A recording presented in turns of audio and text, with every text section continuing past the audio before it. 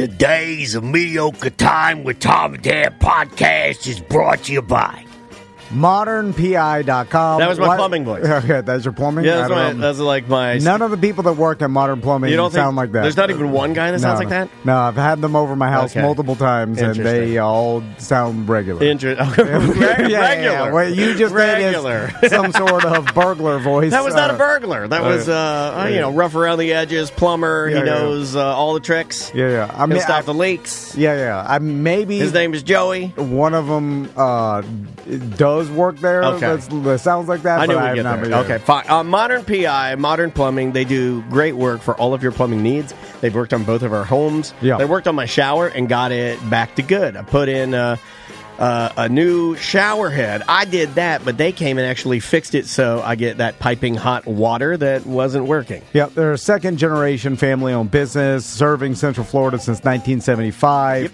They have the reputation, 10% off all services if you mention Tom and Dan. So if you call Modern Plumbing, make sure you mention Tom and Dan. If you need a full house repipe, maybe a toilet problem, maybe a sewer problem, maybe water heater. Backflow, drain and sewer, anything gas piping, plumbing. water heaters, they do all of that. Seminole, Orange, Lake, Volusia, Osceola County, residential, commercial, industrial, 24-hour service calls. And you can schedule from the website, so if you're like me and you're kind of into that, doing it all online, you can do that. Check out modernpi.com. Live from the Injured on the Go Just Call Mo studio.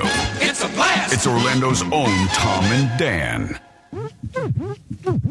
Hello. This is your Mediocre Time with Tom and Dan program. We hope that you will find our presentation precise, joke heavy, and just right. Thanks.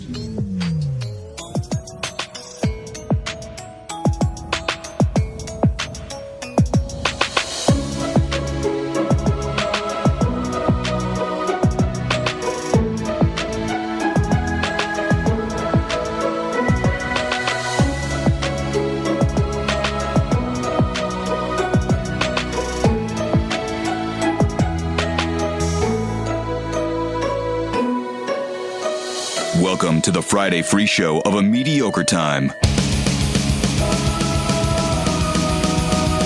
Hey, it is another A Mediocre Time with Tom and Dan. I am Dan. I'm Tom. Samantha, our producer's here. Hello, Sam. Hello. We got a bunch of people on the couch. We'll get to our guests here momentarily. But sitting in for, is it confrontation or is it news?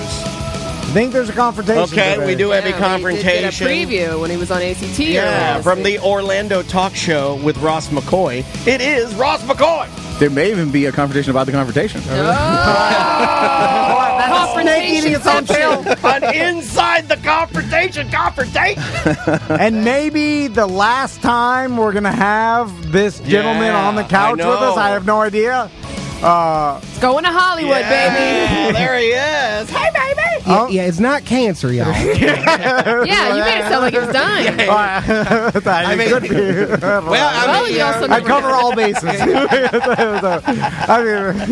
I'm just joking. This would be where I'd announce cancer. Though. It's Big Tim, everybody. Big Tim. Hey, Big Tim Murphy. Now, should we call you, and I'm being serious when I ask this, should we call you Uncle Big Tim? No, Is that better really. for branding? I mean, that's just for TikTok. That's just for TikTok. These people know me. But also, I mean, that's just the username and all. I just say. Okay, I didn't know. Well, I appreciate it. I really do. I even asked Sam that this morning. I was like, is it Uncle Big Tim now? Like, because I just want to be on. Well, that is where I'm more famous with the uncle thing. But, come on now. Okay. I'm here for BDM. There you go. Big Tim Murphy's here for the BDM. Yeah. They just call him that because he makes his flapjacks in a garbage lid. Oh, wow. That is a life goal of mine, is use a snow shovel to make a big pancake. On a garbage lid. I did realize when I was talking to Big Tim, or we were talking business before He's this. not as big anymore either. I did Smaller say something Tim. very insulting that I realized that it was insulting after I said Unintentional digging. Really, you did? I'm like, Did it hurt your feelings? your TikTok does so well because it's like you're always wearing a costume. Wow. I didn't even notice you you insulted me with that. Like, yes, all right. I thought we had a real pleasant conversation. No, but you know what I meant. I let you log in and look at my analytics, man. I know. I did. This man bared his soul to you, and you're calling him a... I opened up my literal analytics, man. He you know what I showed you meant, his though. numbers, and you made fun of his bumpkin costume? No, I just mean you're like a character, a real life character. Every day's Halloween for you. I admit, Take off your mask. Oh, yeah. Like the guy. I am a human cartoon. I recognize that. It's yeah. fine, you know. Your hair looks more red. You know, Getting out the sun. I think well, I think he's healthier, right? Like well, you're a little healthier. healthier. I have been real depressed, so I haven't been in the sun as much. Well, you look good, man. It's summertime. I've been a vampire. You know, don't really have air conditioning at home, so I've basically been a vampire. All right. So less sun, but that's soon ending. Okay, yeah. We'll talk about that. We're going to get there. We're going to Soon you won't even have a house. Who needs sun without a house? That's true. But I will have the freedom of the open road. Yeah. So before we get to Big Ten, because I got a lot of questions for you. Yeah, we got a lot to talk about. We partnered again with the Orlando Solar Bears, and we got 2 upcoming games. One is October 3rd. That's the Tampa Bay Lightning versus the Florida Panthers. Yeah. They're hosting an NHL game. Pretty cool. And so some of the benefits of having a minor league team is that we get the major league teams to come and do games here in Orlando. Get your tickets through TOMANDDAN.com, through our web link. Yeah. That's what gives us credit, and that's how you can get your tickets in the Tom and Dan section. I'm going to be at opening night, which is October 19th. Thank you, October 19th. I'm going to be there with the whole family. Come on out and join us. Yep. And hang out to see our Solar Bears. I don't even know who we're taking on then. To look that up. It's a great time for families, for any, the Gringos is right on the top of our section. There's a bar right there. It's all by design. There's like a bar and a Gringos, and then you'll have a great time. And I'll spill beer on your baby. And Tom and Dan Cruise 2024.com for all the details about the cruise that we're doing next year. Or versus the Florida Everblades. It's always the Gotta Everblades, get those isn't it? bastards. Yeah. So- F you, Everblades. Go Savannah Ghost Pirates. For the hockey, They have not a the good logo. cruise, right? Yeah. Okay, because I was going to say the cruise is going to be a versus, right? It's just a regular cruise, right? Yeah. It's the You wanted to do that, right? It's the standard. Standard cruise. But It's going to be the 1095ers versus everybody else. But we're on a different ship. We're like on I think a bigger mega ship, right? Yeah. The MSC Seashore. Sure. Yeah, I said Seaside yesterday. It's Seashore. I want to get it right. So the reason why Big Tim's here is because, and if you follow him on TikTok, you know that he's moving out of town. Yeah. And he's leaving Florida. Much like most comedians that we know do, they get an itch and they take off. But I don't know if I have no idea, because I don't know why Big Tim's leaving. I don't know if it's the standard moving to L.A. to become a star. I don't know. I'm fleeing warrants, Tom. I don't know if it's... I robbed a bank here, and I don't want to get caught for it. That's why I'm getting out of He's town. on the lamp. Sheriff gave him till sundown. So what made you decide to leave, Tim? The people I rent my house from are selling it. Okay, all right. I have I rent from a BDM and all. It's been a good deal. I've had a sweet spot. Why are you kicking Tim out of the house? Why are you doing that? Don't do that because they're selling. Plus, I want to leave. I'm ready to get the fuck out of Florida. Yeah. And here's the thing. I was never going to go. The perfect time was never going to come. Right? It's like having a baby. You're Pretty never much. prepared. About 6 months ago, they're like, hey, we're going to sell or rent $5 or some shit or whatever. And I don't. We can curse on this one here. It's Twitch. I just can't show firearms or whatever like that correct. one time. When we did the house tour. We're going to replay that, by the way. Yeah. But, so I've been living out there. It's been real cheap. It's like $600 a month or something like that, when it comes down to it. But I don't have central AC. There's some downsides to it. I don't live in the best neighborhood. And also the neighborhood's getting a little worse. A Mexican fellow that lived down the street from me stabbed another Mexican fellow in my front yard. Mexican fellas? Over a Modelo. Together. Over a Modelo the other day. Well, I've interacted with these fellas before. I would stab somebody over a Modelo. It's a good beer. I found $600 a month though versus like average. Oh yeah. Central Florida. Again, 100%. You could hire an armed guard. Well, that's why. Again, that's why. Like I've been putting up with. It's fine. I don't mind. There's a hole to a fence. Dude, knock my shit down to $600 a month. You could stab in my front yard all day long. I would still be there, but they're selling. Yeah, so, exactly.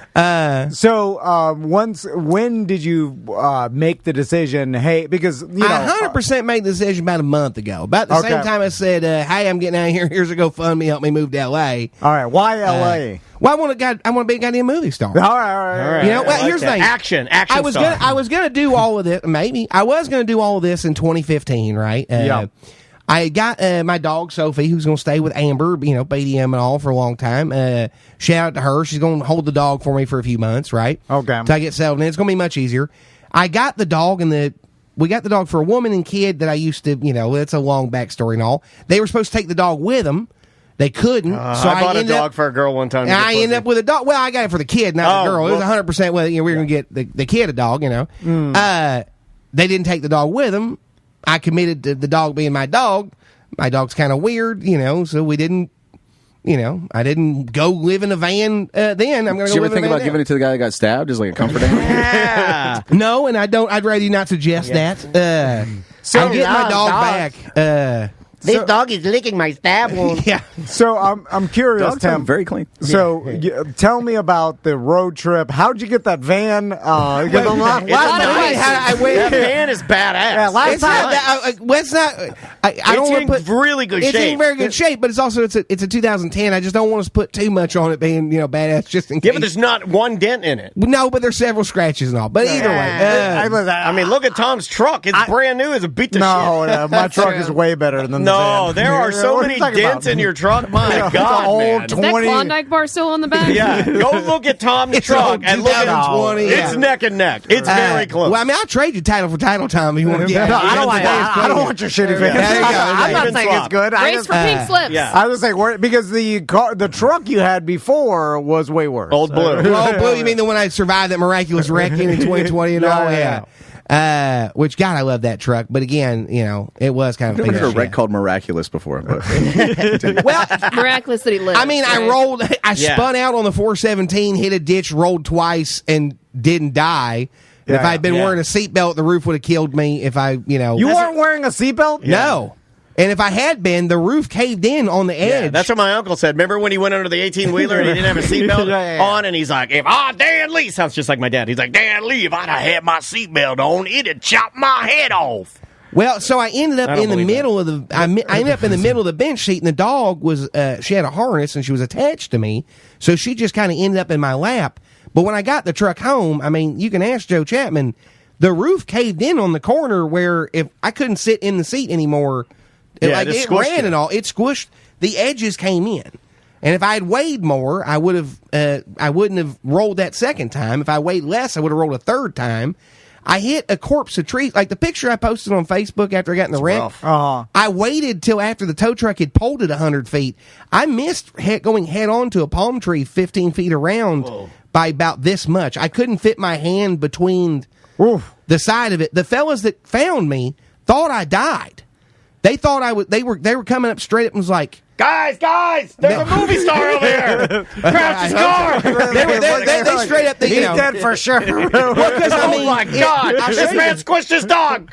I'll show you the picture. I mean, brother, we pretty much. It looked like I went head on into. I remember the photo. It was rough. I think the question was, how'd you get that van, Dave? Yeah, I don't know. I think we lost. Is this all part of it? I'm following it. I'm just defending my own truck. How I bought the van, I went and bought a fucking van, man. Some GoFundMe money, some called in some favors and all, and I bought a van. Yeah, I remember seeing. You didn't see this picture, brother. Oh, no. Take a look at that. Grab my phone. Yeah, oh man. There you go. Yeah, it's rough. My back hurts. Is why I didn't get up. No. That's if you would have hit that tree. Yeah, it'd be done. Yeah, yeah. And so Probably good that you were in a big, beefy, older vehicle, maybe, that crumples. You know, I used to have a toolbox in the back. We took the toolbox out. And when we took the toolbox out, I found out they had just secured it with 2 bolts that they had taken. And my dad, just used a blowtorch and bent it. And they weren't anchored with anything. Oh, so he just bent the bolts He to just hold in bent the bolts toolbox. to hold the toolbox. So That's the toolbox, smart. gravity was basically holding that toolbox. Save you some bolts. But yeah, so I bought the van, and I have a van. So did you get the van specifically for this trip? Or Yeah, I mean, I can buy the vans that way. I'd have because I'm going to go. The whole point is go to L.A. to be actor and all, and make movies, do comedy and stuff in L.A. But they're on strike. Perfect time to get there. Perfect time to get there. Exactly. Perfect time to get there. You got plenty of time. I got plenty. It's not going to end anytime soon. I don't think it is. So it's one of those things where like, well, you know. You get out there and get settled, and by the time they're like, all right, fire it back up, you're like, I'm ready. Or I take fucking a month and a half to get there because I go up and then all the way over. I'm gonna go see Chicago for sure. Nice. I'm gonna spend maybe some time in Oregon. I might end up. I've got some TikTok mutuals like in New York I'd like to go see. And the idea is eventually, as I do this trip, I'll make some stuff with them. Like, you know, I'm going to do some collaborations. Collabs. Yeah. I'm going to try and visit some people. I might go see Zach from Ohio on the way, you know. You can see his lightning bolt penis. Yeah. Are you staying with people? Are you sleeping in the van? No, I'm going to try not to, not necessarily, but I've got a set. I'm going to set up. I've got a memory foam thing. I'm going to get a mattress. I'm going to set up. I've got to get the house in. I got to get the rest of my shit in the house emptied out. Yes. This weekend. But yes, I will be sleeping in the van. Yeah. But fuck you, Ross. Ross is here as almost like a translator. That's a rough Are you a translator? I feel like you are. He's like, you should do the hand motions. I've got the Big Tim vibe. I know Yeah, he knows. So, and then you'll be making content throughout the trip. Well, I've got an app, like a road trip app, so I'm going to go visit, you know, great big balls of yarn and shit. I'm going to do all kinds of things along the way. I love make the stuff like that. attractions. Because my back is not good enough to let me sit in that van for 12 hours a stretch. So I'm just going to go stop. And I don't drive fast. I'm not in any particular hurry to get out there. Yeah. I don't have a spot lined up in L.A. I've taken the class to be a California security guard, but I've still got to go get my fingerprints done at Live Scan. And it's going to take 28 business days in California after they get them. Damn.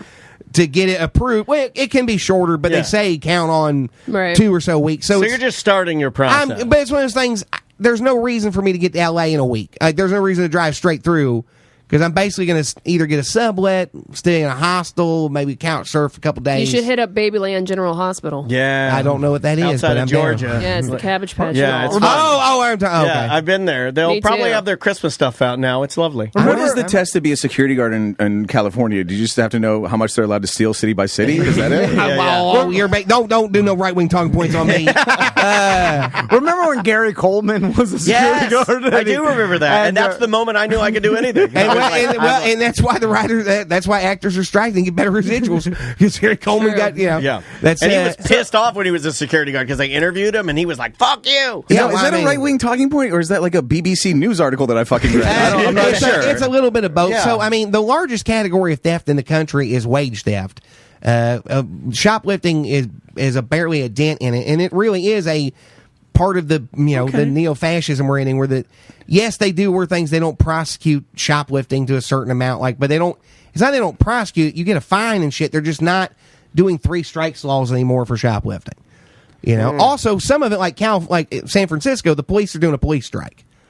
They're strike, auto strike. They're just doing. It's the same thing that happened. Actor strike. New York did it in the 70s. Like these cops in some place. We're getting super political with it, but I mean, like some of them are just straight up. Like San Francisco's just not pulling people over anymore, and that's awesome. Yeah, in a way, for the people. Yeah, in a way, to a certain extent, but like they're doing it on purpose. Because they don't like the end of the cash bail system. They don't like the end of this industrial, prison complex we have. There's a shit ton of money. I guess since I'm the Eagle, they don't like being like videotaped and made to look like assholes doing their job. Well, they don't. But also, I mean, with that same respect, Chicago PD had a fucking black site. The LAPD has the LAPD gangs where they fucking murder people. They shoot people in the back and shit. I'm all the completely time. lost now. The Rodney King thing, like doing their job means shit like Rodney King beating. Like, I mean, I don't want to. I'm not going to call you the Eagle, Ross. I mean, we go way back, but like, the cops should be videotaped. I don't trust them not to be videotaped. Hold on, what does this have to do with fudge rounds? Where's the van? So, okay, that guy. I was listening to him this morning. Back to I hate that fucking guy. Back to your trip. Back to my trip. So you're you basically have a loose plan to get to LA, and then once you get there, game on. There's I'm going to try and get a job at a dispensary as security guard, because one of the things that, like, my immediate day job, security guard at a dispensary. That's the goal. All of them, they all have to have one as part of the law. You check IDs for every person that comes in. And can I tell you something? This is a compliment. You look like a dispensary security. And that's what I'm aiming for. That's what I know. You know what's weird? When I went to Washington State, there was a guy that was a security guard at a dispensary, and he was from Orlando, Florida. And I was like, that's fucking bizarre. Well, hey, baby. They're paying $20 an hour for it.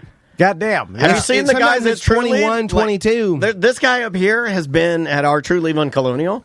There's no turnover in that. That guy's been there since it opened. I haven't seen him there in months. Oh, now. really? There's no security guard now. Well, it's free for all. I still see him when I go to that one. Must be different hours, I guess. I'm aiming to move to Koreatown in L.A. Oh, I thought you were going to say Korea, and I was like, all right. Eventually, when the dog dies, I'm going to move to Da Nang, Vietnam. But that's at least 5 or 6 years away. I'm not taking my dog to a culture where old people still eat dogs. I'm just not doing that. You don't want to do that to your dog. No, if my dog got ate, it would be a whole bad thing. Very disrespectful. The eagle polarity on the couch is switched. I don't even know what's happening right now, but I'm just here drinking my Mountain Dew, enjoying it. I'm confused on what side is what. I forgot who believes what. I really am confused. When I look at social media, I hear Tim, I hear Ron. I have no fucking idea what's happening in the world. I'm like, who's for that? Who's against it again? I don't know. We're like yin and yang, and there's a little seed of both in the middle of each. And then it went photo negative, and I don't know what's happening. Well, basically, it comes down to I think we're on a path. The country, bad things might happen. Okay, right. So I'm going to pretend like they're not going to happen. And you're going to move to Koreatown. Move to Koreatown. Because here's the thing.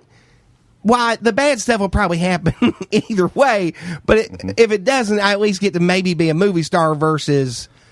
The difference. I think Trump is going to get reelected and fix everything. That's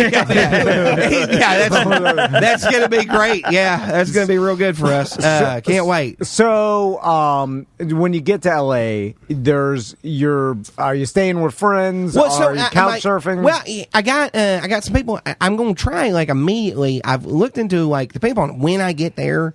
I might get a sublease, that kind of thing. It's more of I'm going to get closer to LA. And depending on how long I spend with people and all, and whether the strike and shit's over, when the guard card's approved, I'm either going to do a hostel for a week or two. I found one that's $22 a day. Because I'm going to be so busy when I first get there. Right. I'm not going to be I'm just going to be sleeping somewhere. I'm going to store my valuables with a buddy of mine that lives in a real nice neighborhood in Sherman Oaks or whatever. I'm going to put my nice computer. So you're doing the cruise. Say, what are the valuables? You're doing the cruise. You get on the cruise, you put your valuables in the lockbox, and then you go enjoy the cruise, and if you pass out, if you die, whatever, doesn't matter. Everything you have is locked into the one room, so you can't mess it up, and you can just get to work. Exactly. All right. So I like that. When it comes to auditioning for parts and stuff, do you need some sort of manager or not necessarily? Agent? But I mean, when I get out there, I might look into getting some representation because I'm almost at the cusp of where you can get in. I've got some friends that have representation. I've got some friends like a buddy of mine, Alex Sneed, an internet buddy. He's big with podcasting and stuff. He does the You Are Good podcast. Okay. Which y'all don't listen to because you're not, we're not good. Well, you're not Wim and, We're bad. Wim. Wim Hof, the breathing guy. But, he's big in with a bunch of people. I got friends like, you remember Grace Freud, right? No. All right. Well, basically a bunch of any comedy fest comedians live out that way, too. Okay. And a ton of Orlando. There's an Orlando beachhead out there. Before Austin became the hot spot, tons of Orlando comics went to L.A. and had really great success. My buddy Joe and Nikki are out there. Yeah. And Nikki works in entertainment in the management side, and she worked her client. Oh, nice. Her biggest client is so big I can't even tell you. Gotcha. Well, you have it's the husband of someone with one name. You know what I mean? So right. So Tim, I feel like you do have an advantage over other people. Well, I'm also talented. And then I'm not even taking that into account because it seems like he has been in a movie before too. He can act. But he and Ross together in that movie, I thought were very good. I think, but very good. I did this stuff with all the shit I did with Ross Pangent. I punched up my scenes and all that. The Orlando was a movie. I punched up my part of that. I added, I'm going to go out there and collaborate with a bunch of people, and it's just, you're just going to give it a shot. I just got to go out there. I just got to get out there. Have you had anybody try to talk you out of it? Have you had any pushback or people saying, well, this is stupid or anything like that? Not particularly. There are some people telling me, why don't I move to, Atlanta, or why don't I move to Austin, or why don't I, but it's why? Because here's the thing: the life ramp up for me. I've been basically in a holding pattern the last few years. Yeah. I was bouncing at West End for a while. I was supposed to end up bartending there. Right, never quite worked out. We were supposed to do a comedy festival. It never quite worked out. I got a job at a big Dodge dealership chain, or a big dealership chain. They fucking rescinded my job offer because I found out my goddamn driver's license was spent. I got it back the very next day, but I didn't fucking know. Right. So they You need a driver's license to be a car salesman? Yeah, because you couldn't even you couldn't It's kind of like you got to be 21 to serve alcohol. Yeah, you couldn't. Right? Wait, Weird. if you don't have the driver's license, I can't even take you on a test drive. But I would like that if I went to buy a car and you were like, and I'm like, I'd like to do a test drive, and you're like, you have to go with somebody else. I don't have a license. I would be like, that's interesting. Well, or I'll sit in the passenger That would be seat, cool. yeah. I'd be like, all right. When I bought my truck from Don Mealy Chevy, I did not take a test drive. When they asked me, do you want to take a test drive? I'm like, I can figure out. I'm pretty sure I know what it's like. You bought a car without even... Yeah, but I did one worse. His only concern was that they could move the ants over to the new truck. Once they could take care of that. It's just one document. I'm like, I'm pretty sure. It's 4 documents. But. I'm pretty sure I can predict what it's going to feel like. Now, tell me if you think I'm stupid. It's driving around a new truck. Well, tell me if you think I'm stupid. stupid. Well, that's true. You were buying a brand new truck. If I can get in, it's going to be like, why is it so bumpy? I bought mine sight unseen. I bought my car, never driven it. Who needs a test drive? But you also bought a brand new car. I did, but it wasn't anything with a warranty and stuff. Mine was brand new, but I didn't know both those had warranties and all, right? It drives different. It's a that makes a lot more animal. sense. Yeah. I did a lot. I made the Venezuelan fellas I bought that van from. I made him drive me around for a little bit, make sure it wouldn't overheat. I crawled underneath that damn thing. When you buy I tasted fluids, you know. Yeah. So I'm curious, and not even from the van. That's real. Whale blast. That's how I got the van. It's like a Venezuelan whale blast. How long? What's your timeline? As far as how much money do you have to survive throughout? You sound panicked a little bit. Well, you sound like his dad trying to talk about it. Yeah. Did you see it? I'm No Plan Van. I was gonna say for No Plan Van, you do sound a little panicked. I couldn't believe he was saying that. But but No Plan Van means that I'm not nearly enough of the question, but at the same time, you're hoping to make money while I'm going to make money while I'm doing it. But also, I'm going to do some dumpster diving shit where I'm going to go around and I'm going to have a high visibility vest, a hard hat, a lanyard that says environmental dumpster auditor. And if people question me and be like, are you responsible for loading the contents of this dumpster? What are you going to get in the dumpster? I watch Vicodin? No, I'm not doing food shit. I'm going for scrap metal and certain stand. I'm going to do a bunch of I'm going to make some more money. He's going to do all jobs that soon-to-be superstars do, you idiot. Well, the Florida, I guess, he knows how to hustle. They get scrap metal in California, right? I don't know. There's scrap metal everywhere. What about bottles? It's not necessarily just scrap metal. I watch a fellow on TikTok. I used to do that to a certain extent back in the day. You basically just find shit that was going to get thrown away and then you resell it. Some of you resell on eBay, they'll... when my old campaign, I used to work on campaigns, we threw away $500 worth of toner ink that I went and returned to Best Buy. Oh, my God. This kind of shit gets happen all the time. Yeah, just waste. Now, there is a lot of other homeless people in California that you're going to have to compete with. He's not homeless, I'm not homeless. I'm only homeless because I haven't found a spot out there yet. Homeless. I knew it. He did it again. It's a little different. You're going to be competing against a bunch of the Michael Jordan of homeless. That's what you said. I heard you saying he's going to be competing with other... You just described the homeless person's day. No, I'm describing something. I'm describing something I'm going to be doing while I'm driving across the country randomly. I'm just going to pull into industrial parks and look. You got in the chat people old stock, it's all kinds of shit. Yeah, he's just going to do pull in homeless for an hour and then back on the road. Yeah, it's part-time homeless. Part-time homeless. So I'm gonna go visit people and stay with them for a little bit in some cities for a day or two or whatever. Yeah. This is something I'm considering doing, but it's something I'm going to do in California in between stuff, just because there can be a lot of money in it. You're going to have a bunch of stuff in your van and be like, come to me. Open your door. I'm going to be the, charming, charismatic white man that gets away with it, basically. So, okay. That's my competitive edge to other homeless people, Tom. Yes, but you're white. Listen, I like this, and I'm jealous. Yeah, of, it does sound freeing. Of leaving town and not leave my whole knowing family. where you're going. Just me and Dansby in the open. I wouldn't take my dog. I'd have him sit inside. Well, me and Dansby my right dog's on the getting road. older. I thought about bringing Sophie. Older dog I wouldn't bring. She's 8 now. She's staying with Amber. She's staying with Ricky Bobby. Like, she's around kids. That's come another by dog, and Tom. That's another dog, yeah. It's her best friend dog. So it's one of the things. Plus, Sophie needs to lose about 7 pounds so I can get into apartments with her under 50 pounds. Oh, okay. They never weigh them. They don't. This You eyeball. say that until they fucking do, and I'm in it. Yeah, and we it's, used to think they didn't weigh people on water slides either, but they do. They absolutely weigh people on water slides. And now they do it twice. They weigh you before you get in line and at the top. It's fucked up.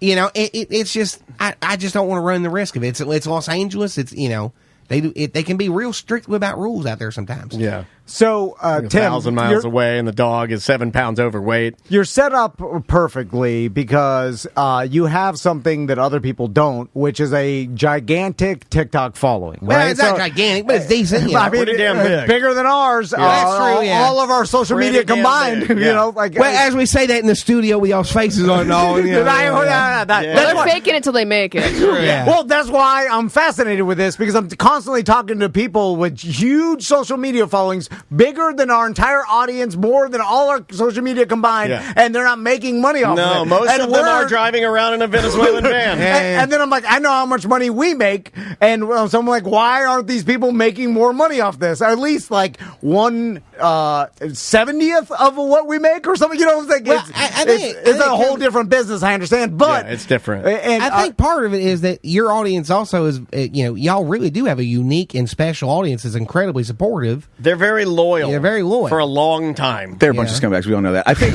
TikTok numbers are hugely inflated. That's my theory. I think they're doing what Facebook did to funnyordie.com. Are you familiar with this story at all? They murdered it. Funnyordie.com came out, and Will Ferrell was running it. They were putting out like great content. People loved it, like new stuff every fucking day. And then Facebook was like, we want that. So they made like the proto reel system or whatever. Like, post your videos on Facebook, and they started inflating the numbers on Facebook so that it looked like Facebook was getting a lot more looks than funnyordie.com, and they weren't and they just kept faking those numbers until funnyordie.com went out of fucking business. And then it was a huge news story, and Facebook was like, oh, sorry, we'll take the slap on the wrist. It was other cracked. They did the pivot to video, and they're inflating the numbers. So yeah, a lot of the but I mean, and I think TikTok is doing that right now because sure. there's no way some of these videos are getting a fucking million views, and you look at a video that has 1.5 million views and it's got like 500 comments, and a lot of them are the same comment again and again. They're inflating views. They're using AI robots to make comments and shit. I've had I've never had a video there. You can tell when some of them are boosted because the comments will be like, when I have a real big video, you'll see you can tell that it's real engagement from people. But you can see some of them where it is like, this video has 2 million views, and there's 200 comments, mostly just people going, ja, ja, ja, or ah, ah, ah. I hate the ja, ja, ja. Or I watched the fucking. I hate the ja, ja, ja. I watched the Gordon Ramsay clip on TikTok the other day, and I went and looked at there's a million comments. So I just go and look, and literally half of them are the same exact joke. It says, "Oh, maybe you'll learn how to cook one day," and it's got 33,000 fucking likes on it. It's like, and it's the same joke 25 times in a row, and they all have 30,000 likes on them. It's like something. Well, there's something amiss here. To a certain extent, I also think you're underestimating just how addictive TikTok video is to some of these people. Oh no, absolutely. Yeah, it's addicting to Tom. I mean, I'll do anything for it. Yeah. I never open TikTok, not even once a day. I'm too old for it, I guess. What do you mean? It's reels. It's just a bunch of reels. I'll go to Instagram and check, but I don't do. It's a new thing, and it's hard for us old men to adopt new things. It is, man. And I'm not anti it, and I look at it, and I try to do it, but it does not hold my attention. One of my biggest regrets is I didn't start earlier with TikTok. I know, right? Me too. But that's Crystal deleted her TikTok. She's like, it's too addicting. I didn't delete it. But then she's sitting over there. I'm looking through TikTok. She's scrolling through Instagram reels. I do some reels. And then I'm just like, well, what's the difference here? There is scrolling through reels. No. There is platform-wise, and I think they speak, I think they're different generations. I mean, I think that. But the content that, I'll do some reels, and I put a lot of that stuff in my story. And I've had a lot of people comment, and they're like, wow, you find some funny stuff. And I'm like, I do nothing. I swipe, and it tells me what I think is funny, and I'll share it. It's usually puns and dogs. If you like puns and dogs, follow me, and you'll get a good laugh. So, Tim, I want to talk to you about some business and some advice I want to give you about your trip, because I think you could step up your digital panhandling game. Oh, for sure. because we could wrap that van first with a Venmo number is what we need. So I should plug the GoFundMe in the chat. There is a GoFundMe for the move. Go ahead, plug it. Wait, I don't remember how to do it, but we'll can we search Big Tim Murphy on GoFundMe? Yeah, I'll send you a link I'll send Samantha a link. This is what Tom's talking about. Digital panhandling. It's way better than regular panhandling. It is. It's cleaner too. Like I was downtown getting the kids' passports today, and then I saw someone real panhandling, and then I was like, "Oh, this poor motherfucker! He should be digital panhandling." Why'd you have to get your kids' passports? Are they getting on Cameo? Tommy's on Cameo. If they made me get a passport for Cameo, I'm just not doing Cameo. They made me use my passport to verify our Cameo. It was terrible. So, Tim, I think you could step up your digital panhandling game. Because I've seen some other people digital panhandle. Sure. And I'm considering getting a fake monkey. Or sick monkey. Six cheaper than fake. Yeah, I think so. Yeah. You need to over-exaggerate how hard of a time you're going through, because no one's going to donate. Your hair is too nice looking. It needs to be greasy. You're asking too nice about, hey, donate to my hair trip. looks glorious. You got to look rougher. All right. Well, I did spend about an hour last night just taking my fingers and getting all the knots out. Yeah, it looks good. It looks good. A lot of people have a brush, but go ahead. I was driving. It's fine. When you're on your road trip, you need to fabricate certain catastrophes. That way that people will try to bail you out through digital panhandling. So, for instance, let's say you get up to Georgia, right? And then you need to be like a van on the side of the road, take everything, throw it on the ground, and then, pretend that this is like a digital sob story. Yeah, a digital sob story. But and then you're like, help! Okay, wow. And you're something happened. Then you need to send me some money. Then, with 100,000 followers, send me $1. All you need, everybody send me $1 for a pack of hot dogs. Everybody knows. Yes, that's kind of what I'm alluding to. So this is the $1 digital help. Because I'll send $1. Digital hot dogs. It needs to be one tap. It seems like great. This is great advice, Tom. If it wasn't quite literally against the religion that has helped me be calm and peaceful and everything else. Well, that's a problem. The lying part and all. And also, I don't necessarily think I'm going to have to lie about, because if I just say, hey, give me $1, people will give me $1. I don't have to lie about, but with 100,000 people following you, you would think that you could say, everybody give me $1, and at least 25,000 of those people would give you $1. Not really, but usually, I get 3 or 2. I get $3 out of 100,000. I said 200 or 300 sometimes. That'd be good. I've done that. I've done it once or twice. One time, I did get caught, and I was like, I did make a ticket. Hey kid, give me $1. I like that. And it's like, you're on $1. I will title my TikTok lives because I found that no one reads the damn title of it. So I started titling hey kid, let your uncle get $1. That's gotten me hundreds of dollars in the past year. Yeah, because it's such a small amount. Well, sometimes someone will just straight up Venmo me $100. I like that. Yeah, the videos of me telling people to take their pills have been very helpful to some people. And I also, I've tried to turn my, I've had a real hard life. Y'all know this. So I tried to turn it into a fun, and you can't change what happens to you, but you can change how you respond to it. Yeah, okay. That is true. You know what I mean? So, I could be all depressed that, I've lost track of the number of people I've known have died, blah, blah, blah. Or, I can just realize ghosts aren't real because I would have been haunted by now, So, yeah, it's a positive way of looking at it. It's the bright side. Yeah. So so you have no time frame, there's no amount, I guess technically because of digital panhandling, you can essentially always drum up some money even in the middle of the night. Yeah, because it's on. You're not going to ever lose all your TikTok followers. I could, but at the same time, I don't think you can. You're always going to have you can't go from where you are to zero. You can get banned. You absolutely can get banned for or his account could get hacked. We had 20,000 on our Twitter before the blue check got stolen from us, and that got hacked. So what good is it to us if we can't even get into it? Are you talking about X? But at the same God time, damn it. I can't. At the say same that. time, I just can't do it.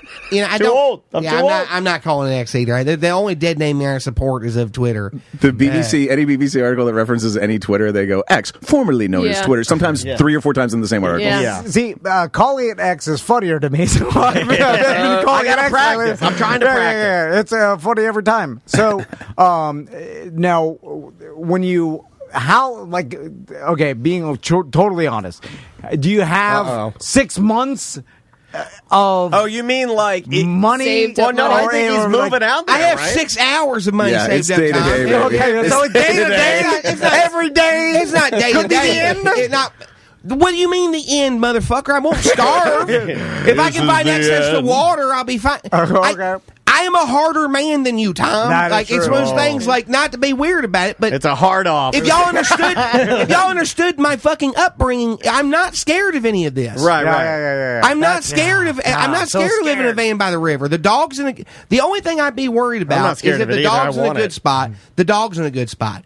I'm a 6'1", 374-pound white man who's charismatic and charming and quick-witted. I have no natural predators. I will be fine one way or another. I also have a work ethic. Y'all just have this idea of like the joke of me. Back when I worked on campaigns and shit, I used to sleep under my desk so I could launch a 7 a.m. Gotcha. You know, like when I want to put in work, I put in work. I just don't like working.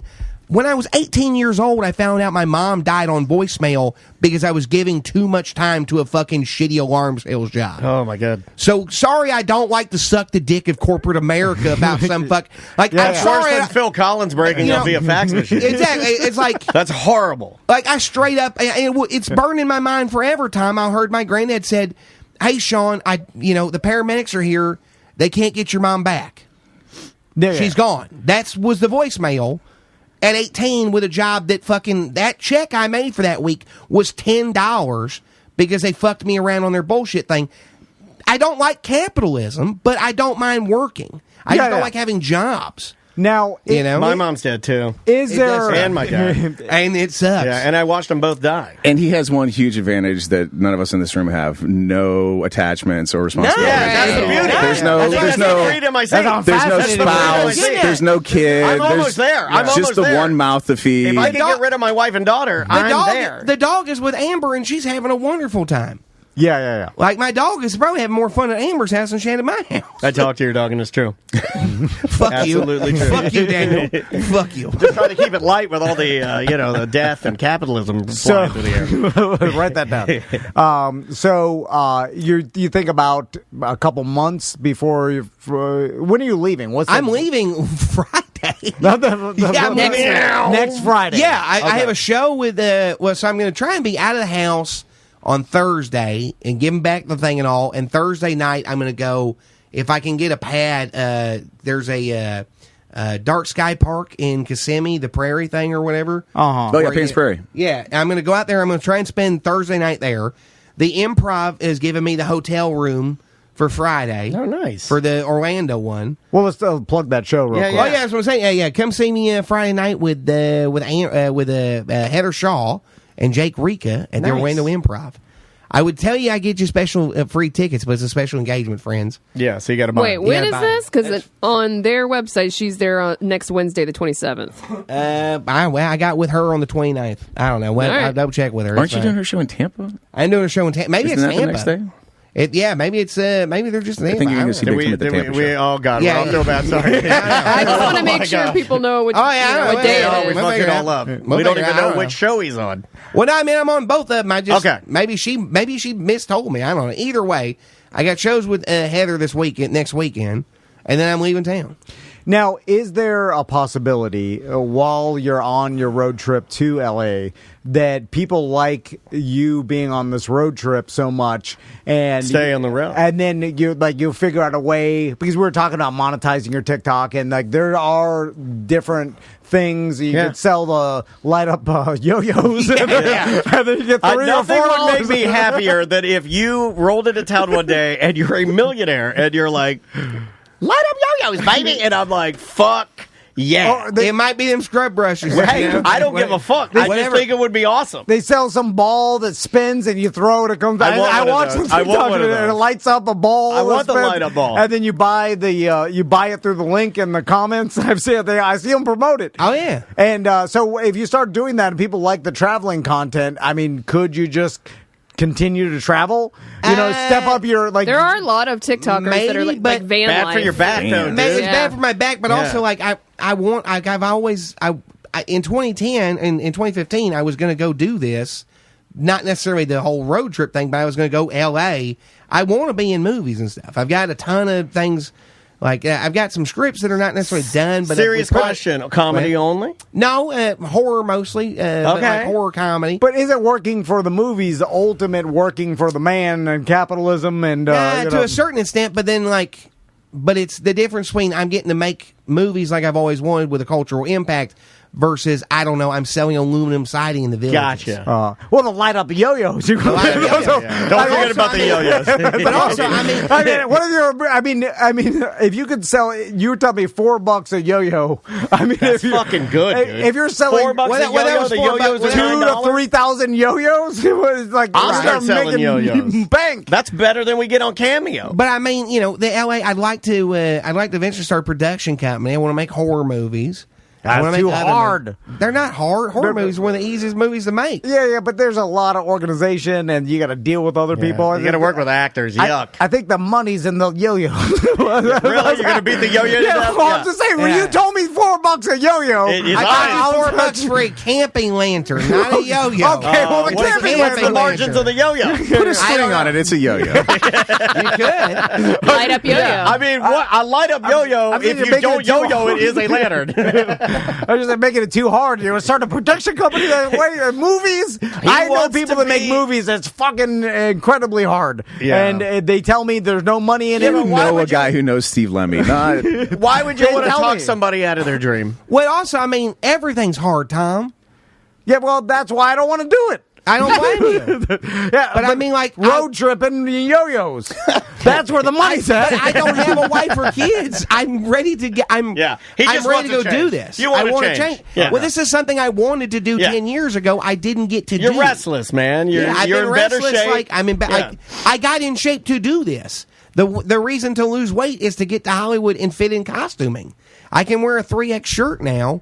The goal part of this road trip, I'm going to be very militant about my diet on the road. Yeah. Just I'm probably going to do basically one package of fake crab meat a day type shit. Oh my God. Well, I'm going to do nothing but the apple slices in his Happy One Meals. package of fake crab meat a day is nothing. Well, I didn't. That is literally nothing. That's not the only thing, but then like cans of peas and some greens and shit. Like shit I did before when I dropped 150 pounds a year. I mean, I've lost 200. I went from 600 pounds. You almost were 600 pounds? I was almost. I got too big to be on a scale that went up to 550. I did not know that. Oh, wow. Holy shit, dude. Yeah, and now Congrats. I'm 380. I'm 374. You look less than that, actually. Well, we got some two-bill buddies that'll sit on that couch that look bigger than you. Well, EJ, I'm looking at EJ. Well, these legs. EJ's pushing 3. Yeah. EJ looks comparable. Now, well, I mean, he cut out the Slurpees. So. I got a lot of leg muscles, friend. yeah. I've been averaging 4 miles a day on foot, man. And that's average. That's great. How much do you think EJ does with playing Pokemon Go? It's twice that. He does 50 laps in his pool 3 times a week. He does not do 50 laps in the pool. I will bet my daughter's life on that. Like that does not happen. All right, listen. Nobody can do that. So you can't. I did that back in the day, but I had a waterproof MP3 player. 50 laps. I did 3 hours a day in Tom Feeney's apartment complex swimming pool for Tom 4 months. Feeney. He knows something. Tim. I know that. I love Big Tim just dropping names all over the place that nobody fucking knows. The floor is littered with names that nobody has any awareness of. That'll be fine. So, if people want to follow your trip and follow everything, TikTok, best Instagram, place, right? Uncle Big Tim. Uncle Big Tim on TikTok. I mean, I'm going to be posting on Facebook too. I'm going to be posting on Instagram. My Instagram is Big Timmy Comic because I got locked out of Big Tim Comic years ago. I don't even remember. Like, it was one of the things where they asked me, I was like, what? And then it locked me out, so I just gave up. It locked me out. Yeah. It happens a lot of parallels. Happens a lot. But, Facebook and all, but the TikTok. I might even start putting some stuff on YouTube, depending upon what I do. Because I'm going to do some more long format, like longer because I've done pretty well with like the food review things from places I can walk to. So I like those. I'm gonna go do some offbeat food review stuff. I'm probably going to start a second TikTok channel that does a little more of the hacky like reaction videos and stitches and stuff. Yeah, but that way, so you can follow trends on one, and the other one. Follow trends a little, and if I get banned, I get banned because I'm real good at roasting people, so I'm going to do some more. Gotcha. It makes me mad that Tim is tougher than I am because all this whole time I'm like, well, hold on. I think I could be tougher than Big Tim. What does that mean to you? I really need to understand what being tough means. I don't know what it would. I mean, each scenario you'd be put in is a different type of toughtness. Well, I'm sure you got more like endurance than me. You're in better shape. That's what I'm asking. Like, what do you mean by tough? But what he said was that he's harder than you, Tom. Yeah. He didn't say tougher. He didn't say harder. Tough and being hard is like one and the same to me. It's like if I was out in L.A. homeless. Then he's not homeless. No. He's doing the occasional dumpster dive, and he's driving. The dumpster dive is good. I'm going to do that even when I have an apartment. Yeah. I don't think y'all can stress how lucrative Tom, you've never lived on your own, so you're out. You're out. I don't know. You've never had an apartment by yourself? We've had this conversation like a month ago. Yeah, but I don't listen to yourself. Never. I don't listen to him because he'd stop listening to me. But that's the way it is. But I think what kind of show is this? But you'll find out. Are you me talking to my wife? You know that show where they take like a millionaire or a billionaire and then they put him on the streets with no money, and then he tries to make $1 million in a couple do not months. know that Trading places. What are you talking about? There's definitely a fictional movie. There's a thing out there. I would watch that. And then he starts with nothing, and then he just uses his intuition, his business knowledge, to go from zero to trying to make $1 million. Okay. Right? While being followed by a film crew. Well, I don't know how exactly it works. Morgan Spurlock, I think you referenced a Morgan Spurlock show he did where he went try to live on minimum wage, but maybe you are referencing some business thing, or maybe you invented it, Tom. I don't. It sounds cool. It sounds like a good idea. Yeah, I would watch the show. But the problem is I'm embarrassed in a lot of situations that Tim would not be embarrassed. Like I don't want anybody to see me getting in the dumpster. And he cares too much what people think. I found some things out yesterday that, like, for instance, with I'm not going to panhandle. I'm not going to sit on the side of the road with a Don't sign. rule it out. Don't rule it out. Like, are you going to be able to? I mean, this kind of ties into your embarrassment. Are you going to be in your in your sprint triathlon, are you going to be able to wear a swim cap? Because we were told last night that you must wear a swim cap because it's for visibility of swimmers. You won't wear it. You're not going to wear a swim cap? Well, it looks stupid. Yeah, it does look stupid. And it's for when you're swimming in an Olympic pool fast, so your hair doesn't create drag. But no, I learned that they want it white or yellow, so if you do so for visibility. Right. It's a safety thing. Yeah, it's a safety thing. Tom, you race swimming, the hat is going to be the least stupid thing in the pool. Hope you wear a cowboy hat. But also, but coming back to you don't want to wear a cap in a swimming pool. That's something I'd wear the cap. It'd be fine. Yeah. Well, that's where it comes back. That's where it comes back to heart. I also don't want to sleep in my van. I don't want to. When was the I don't want to sleep in a hostel with the bums. I don't want to. There's so many things. Everything you described, I don't want to do. You hate it all. Yeah, but I feel like maybe I could. No way. But No way, I mean, it would have to be an insane amount of money offered. It's not like I've got the choice to just go back to my house with my wife that's got a good job too, and my kids and all. When you got to survive, you find a way. Yeah. Or you die. There's another option. There's that option. That's the ultimate Die with a swim cap in your hand. But what I find fascinating about all this is He hasn't said fascinating in so long. We're talking about. It's back, baby. Yeah. The Big Tim has an insane TikTok following, bigger than us and bigger than so the media following you have is big enough where it's not even that big, but it seems to me. But it's also going to get bigger as I do this because it's a content. You would hope, that's what you want. I'm going to make some collaborations with bigger accounts because with overlap and stuff, it's going to be good for it and all. But it's also Like you said, you're putting too much import on these numbers, Tom, because like it's not like in 1950 and Johnny Carson got a million share and that's the biggest thing. Like 100,000 on TikTok, that's great. Yeah. But there are also 100,000 other people with 1 million on TikTok. Yeah. So like so diluted. It's so fucking diluted at this point. Yeah. But even we're not talking about 30,000, like 100,000. Even if half of those are bots, well, right? But they're all watching 100,000 other things on TikTok too, and they're watching 30 seconds of Big Tim, and like maybe they decided of my 200,000 followers, I have a core of like maybe 5,000 that will watch just about anything I put out. And that's good. That's great. I have 200 or 300 that like. Of those, I mean, I've had people offer to let me move in their house on this stuff. So you should do that, and then I don't want to do that.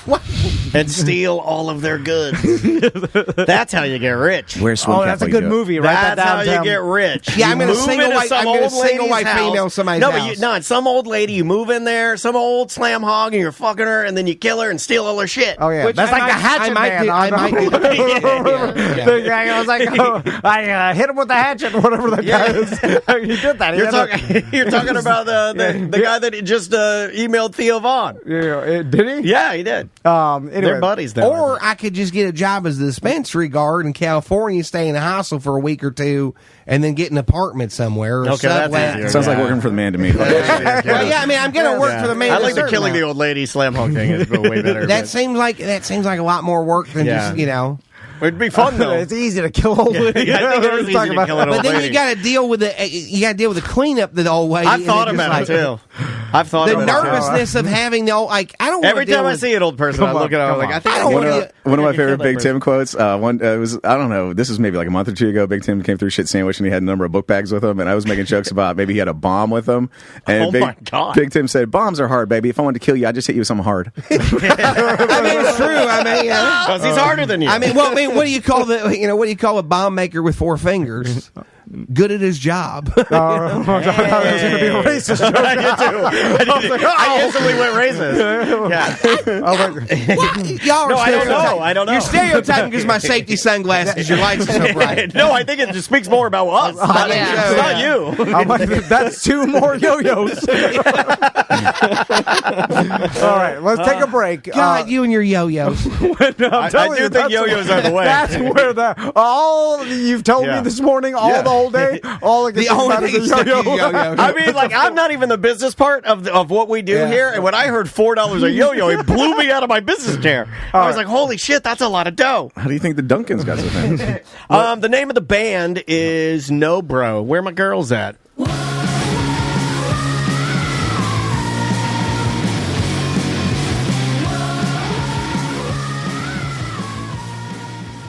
One of the greatest things you can do to your home, to your dwelling, to make it amazing is to change out the flooring. Make it basically whatever you want. I did it to my home with luxury vinyl planking from At Home Floor Store.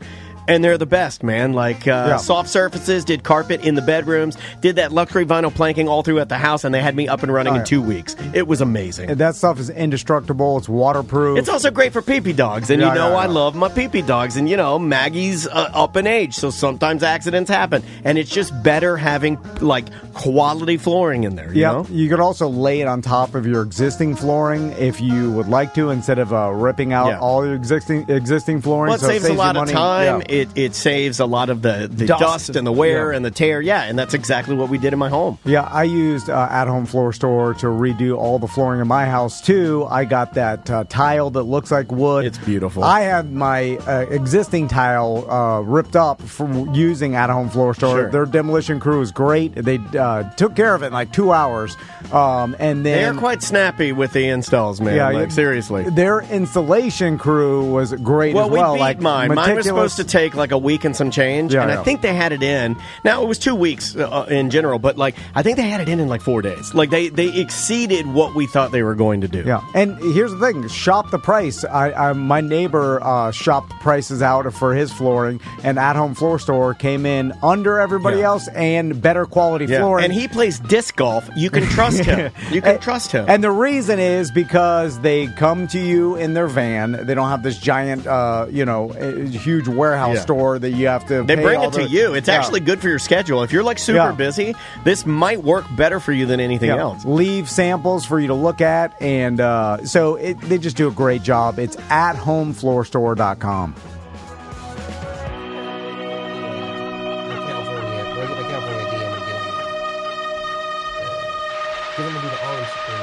Welcome back to A Mediocre Time with Tom and Dan. I am Dan. They're going to give you a gun? No, I mean, eventually, I guess, yeah. I am going to try to do arm security. Should probably turn our mics on first and then everybody else is on. How many before I leak the old... You said mics are hot. I'm like, mics are hot. Are there a lot of dispensary robberies?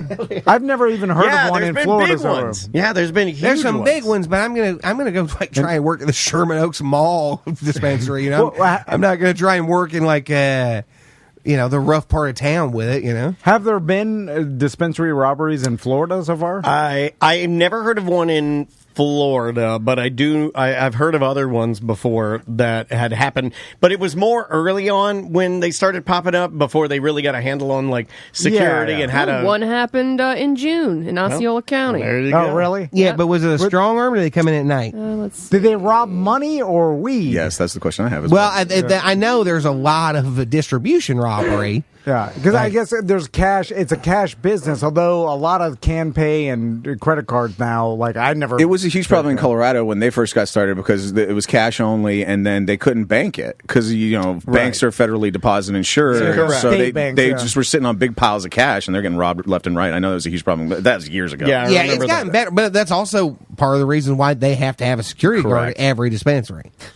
Everyone that I'm seeing in Florida are all True Leaves, by the way, which is interesting. Well, there's one of them, a lot more True Leaves. The headline here is marijuana burglars hit Florida dispensary at 4:20 a.m. Yeah. I wouldn't be on duty. The marijuana burglar and the hamburger best friends. Stealing all the weed. Okay, so they're breaking in when no one's there. It's like an armed robbery. I've only heard of maybe one where all the people were there, and then we had a guy. The company's like, you stole $13 worth of products. That's how much it cost us to make it. Exactly. We'll grow some more. Yeah, exactly. They run out of stuff. They're doing sales now. I mean, the products go from $120. They're like, let's do a sale. It's $20 now. I'm like, hold on a second. Yeah. Then the product's not good, right? Because if the markdown is $100 off. Man, there's a lot of dispensary burglaries in Florida.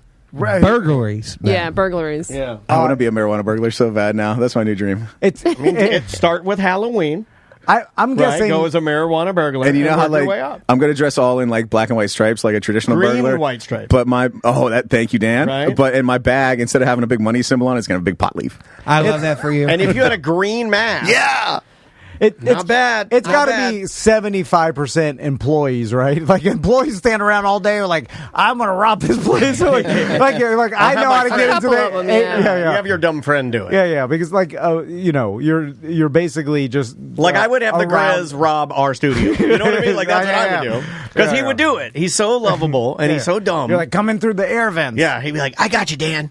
Plus, he owes me a favor helping him with that podcast I got off the ground. Grizz's family has a podcast. I don't know if we'll ever hear it, but you heard it from me. You'll never hear it. The Grizz Family Podcast. Is that what it's called?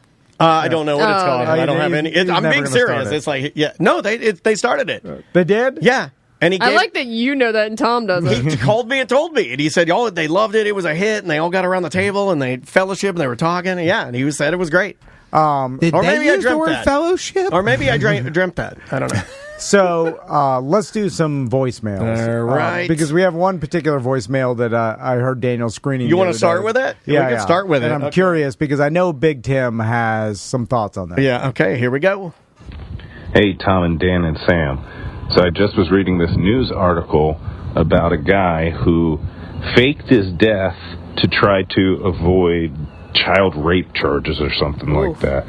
And this guy, to fake his death, he claimed, to be in a kayaking accident and drowned, supposedly, and then that's how, he was going to get away with it.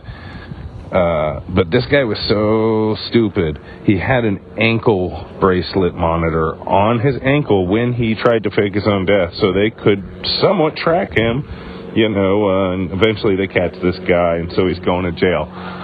Damn, a plane's flying over. just as I'm in the middle of a call. It's just like the goddamn power wash guys in your stupid fancy neighborhood. That's true. Okay, so let me get to the point. Tom, Dan, and Sam, if you guys needed to fake your own death for whatever reason, how would you fake your own death? Thank you. Quick question, Bye-bye. real quick. This is just passing comment. It's just I'm thinking of it. Does every state in the United States have that sound, or is that a distinctly Florida, we have a lot of amateur pilots up in our sky sound? Is that sound in every state, or is that a Florida sound? I think it depends on where you're at. I think it depends on where you're at. Because that is Florida. When I hear that, something triggers nostalgia in my brain, and I think I'm out on the soccer fields at Skydive to land. Well, like when I hear that, I'm like, I'm out playing soccer with my friends. Well, when you live near an airport there's an airport, there's the Orlando Executive, there's this. I've never not lived near one, so that to me sounds like Florida. If I hear that, I'm like, oh, I'm in Florida. Old Comedy Bang Bang, they're like one of their original studios, must have been right near an airport because like they had to do what they called a plane break. And, gotcha. Yeah, I remember that. But anyway, faking your own death. This guy's extra dumb because the ankle bracelet. Yeah, that's ridiculous. That's extra dumb. You got to sacrifice a finger, right? You got to like whatever your method is. You got to have at least one. I don't think you do. I think you do. The kayak thing wasn't a bad idea. The ankle And he also, monitor. I'm reading the story now. He also got his son to lie for him and say like, oh, he fell out of his kayak and drowned, like he never came out of the water. I don't think Having a witness. My daughter that does help. My daughter would not lie for me. But he was an idiot, and he bought 2 track phones the day before he did this disappearance. Well, he's doing it quick. Well, The Walmart video cameras got him. Why not cut it off? Because just it being still on you negates everything you're If even you working damage toward. that thing. No, I get it, but Yeah. like at some point you can't fake your death and then be like, well, at least you're still moving around with the tracker. Right. Like that is so obvious. Well, if you cut the tracker off, but you include a lot of blood, you put a lot of your blood, cut yourself in a superfluous spot and like have the tracker all ripped up. Maybe it looked like you went over some rocks or something, but trying to fake your own death with ankle tracker It's impossible. Yeah, He's an idiot. He's stupid as shit. Yeah. See, straight up disappearing, they're going to be looking for you. Like, whether they're looking for you at sea or land or whatever, they're looking for you. You need to fake it so that you're dead. Like, I'm saying cut off a finger, and then it's right outside the car fire. Like, the car fire burned everything else.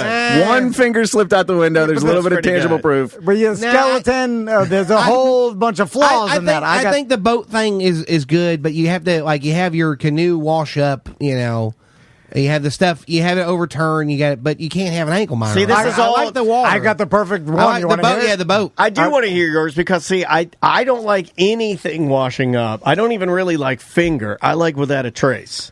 Like, I'm big in, like, I want to, like, try and disappear. Because planting evidence to me is how you end up incriminating yourself. Well, it's another vector to get caught. It's another, Yeah, it's like something digital to Well, break. now they're looking for a dude that has 9 fingers. So I cut another one off. I got 8. Fuck you. Leave them as you go. I've got the perfect way to fake my own death. Give right? me yours. And Sam, You sure you want to say this? Sam's a glorified detective at this point with all the murders, your content she listens to. She will blow the holes in it quick. She can confirm whether what I'm saying is accurate. But Tom, how are you going to get the hobo into the bear suit? No, they want it. If this weather changes a little bit, you just got to pick the weather. Here's what you need to fake your death. You need a good narrative, right? Just like in sports. Like Morgan Freeman? People love narratives. And I didn't want to die. Because here's why the just disappearing fought the good fight. is flawed. Because then people have too many questions. You disappear, and then people are like, wait a minute. What? Like, they're too curious of what happened. That's why you need the narrative leading into your death so people can put 2 and 2 together like, that makes sense. Yeah. So here's mine. Okay. And this is what you would really do. Yeah. Okay. So I wait till a hurricane's coming to Florida, right? And then Just like your dad. Oh, yeah, my God. That's the narrative. Oh, my so God. so, she is a detective. So then... She already solved Already the crime. figured it out. Next. Well, because and this is why I'm like waiting this. for a hurricane, because then the narrative being, well, he wants to, like, just like his dad, save his boat. Like, I'll take the boat insurance off. I'll call Why Blanchard isn't it at the together. marina? At the marina, the wind blows it off, and then it just screws it up. He finally got tired of the marina. He moved it because he wasn't getting treated top dollar. You got to drive it out to the ocean so that it doesn't get banged. You leave it at the dock. Then I already know this wouldn't happen because you're too lazy to move your boat. Okay, but it's just about the narrative. Just go with it. No, it's not about you. Well, it's not believable. You got to have a believable narrative. Well, not to the people. Are you to the cops, though. Are you taking this out to celebrate? You'd have everybody in your life will have questions about but what is the reason you're taking your boat out? Like, to save the boat. No, but I kind of go. I'm going along with what she's saying. If your boat's already, it has to be believable. Is the boat like your boat is a trailer to boat?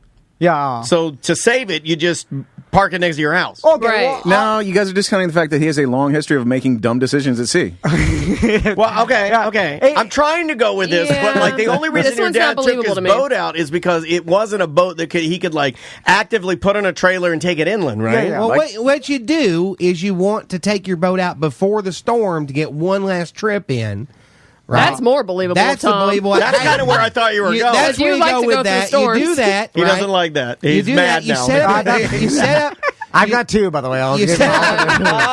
You set up something with like a canoe or something strategically placed. You need to go out to the ocean so your body's lost. Motherfucker, your boat's going that way, but you're not doing that. You jump out, but you set up where your boat, you rig up people do that all the time. I see those. Yeah, you rig up your acceleration to go when you jump off the back. And it's just going to keep going out. I mean, I think all boats are like that, right? Like, if you push your boat going. You kind of need to set up where it's like borderline. Well, did he just kill himself? That's the questions you want to ask. He fell off while he was peeing. Not did he fake it? It's like, well, did he just want to die?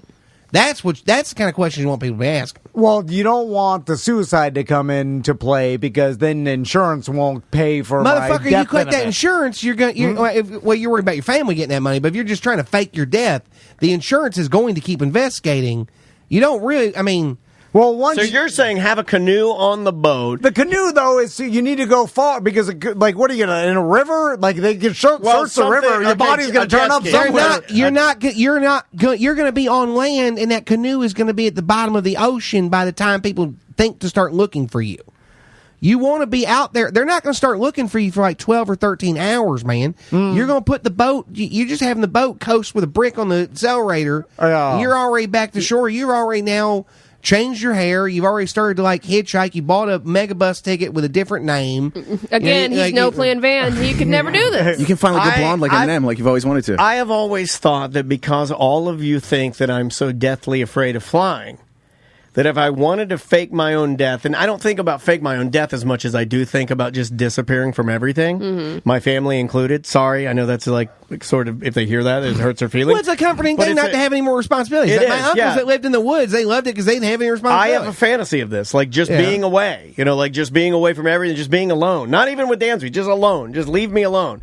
I would get on a plane and I would fly to like Australia or Japan or some place really far because by the time they figured out that I had flown, I think I'd already you could check in and just not get on the plane. That's and you true. Just leave. You That's change true. your style in the bathroom. Right, because by the time they're looking for you, they can't figure out maybe you did get to Australia, maybe you didn't, because it's like, well, maybe the seat was empty, but you've checked into the flight. You go up to the thing. You wouldn't think me going immediately to the airport, would you? The French no, you can't because there's too much paperwork at the airport. Well, the whole thing about faking your death is you need society to believe you're dead. No, I understand. They can't believe that you just took off. There's nothing illegal about just leaving your family.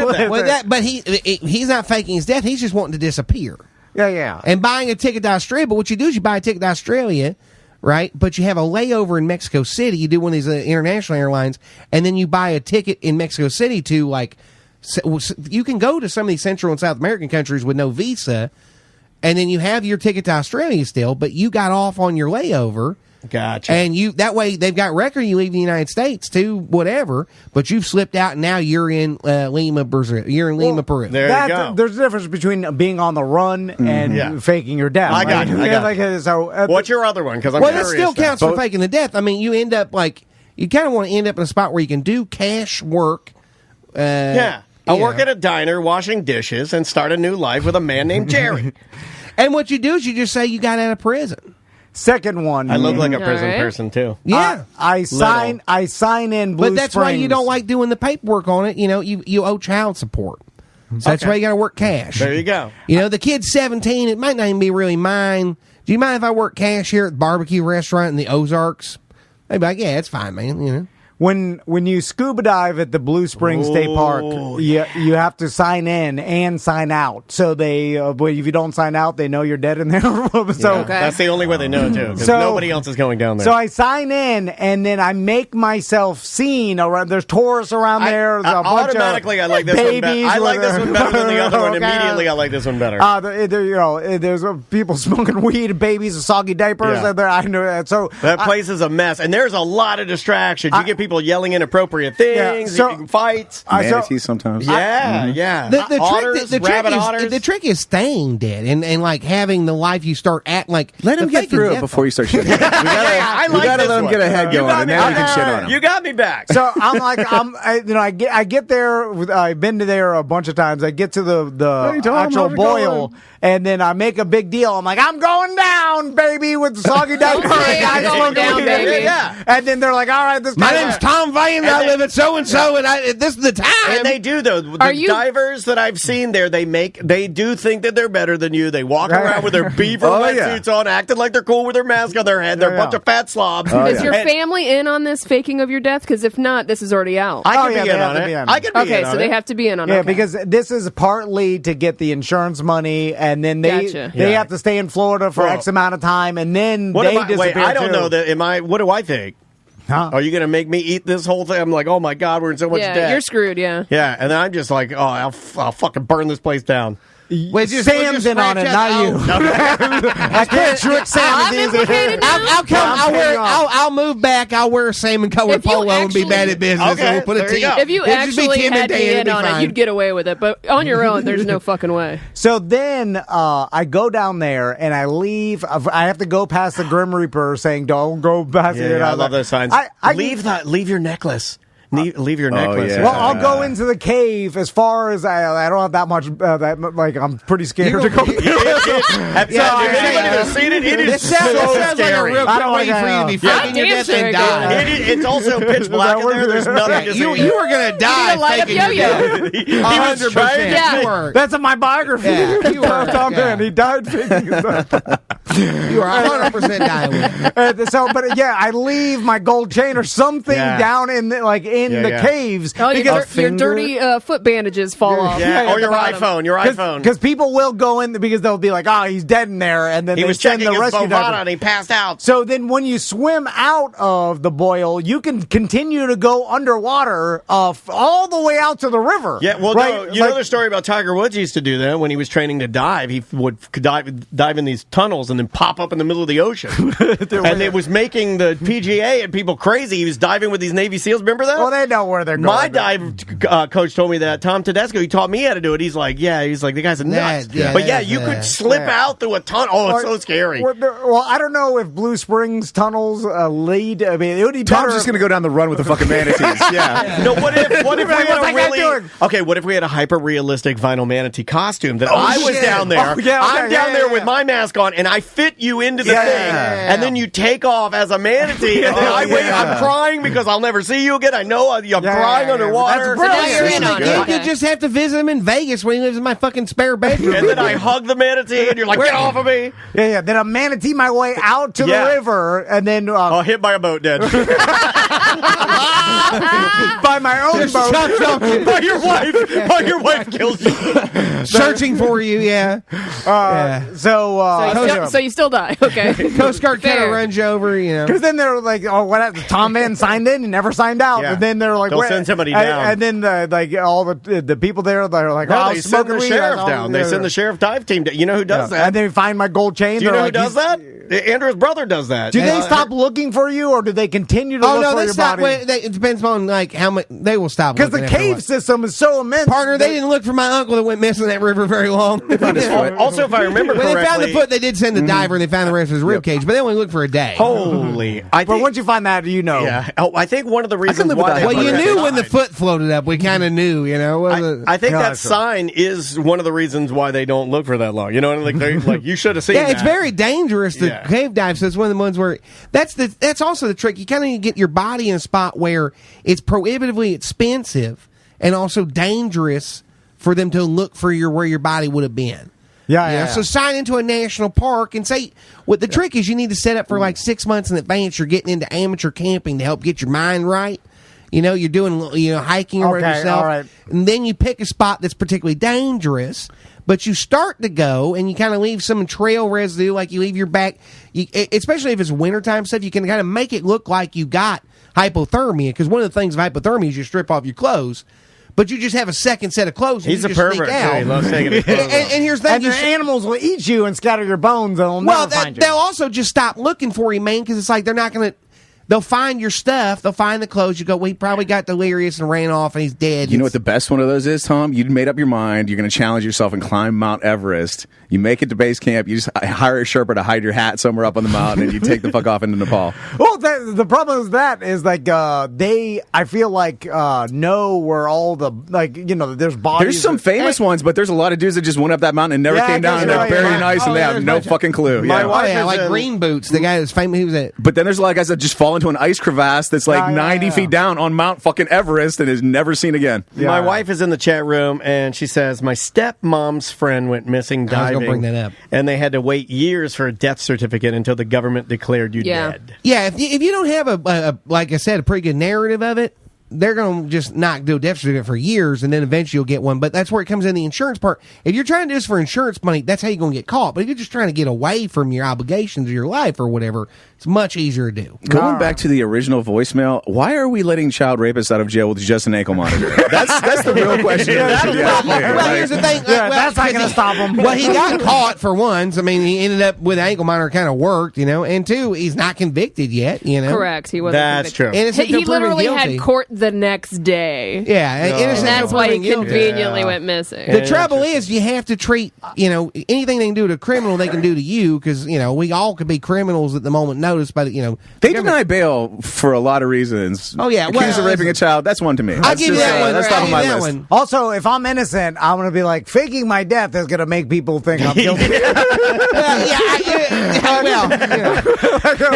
all the things I can do, I'm pretty sure trying to fake my death.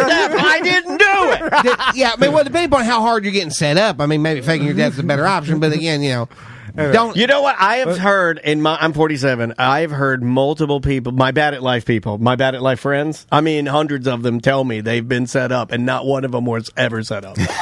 Not one. I've never heard of I've never seen one actual setup. It's usually, no, you didn't. No, it's almost always just like if you're a political activist or some shit like that happens. Well, that I believe, but no, it's almost never. No, it's set up. No, that's your crack cocaine, homie. It's almost always your meth. Yeah, it's not somebody else's pants, but All right.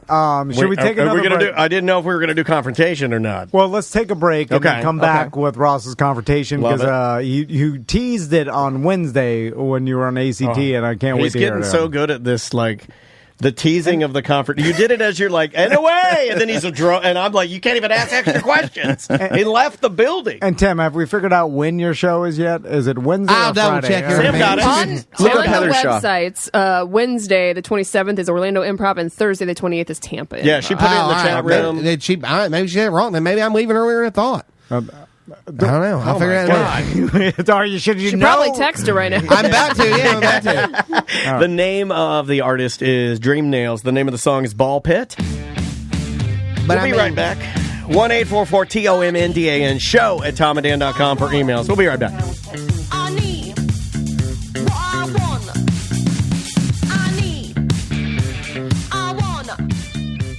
I need. All right, I think I got to get a bigger tank. Okay. Maisie is so obsessed with Guardian water, the RO water. She calls it smooth water. Yeah. And she takes that jumbo Stanley, like a Bubba Gulp jug to dance every day. Uh-huh. And she fills it up with the entire tank that's under the sink.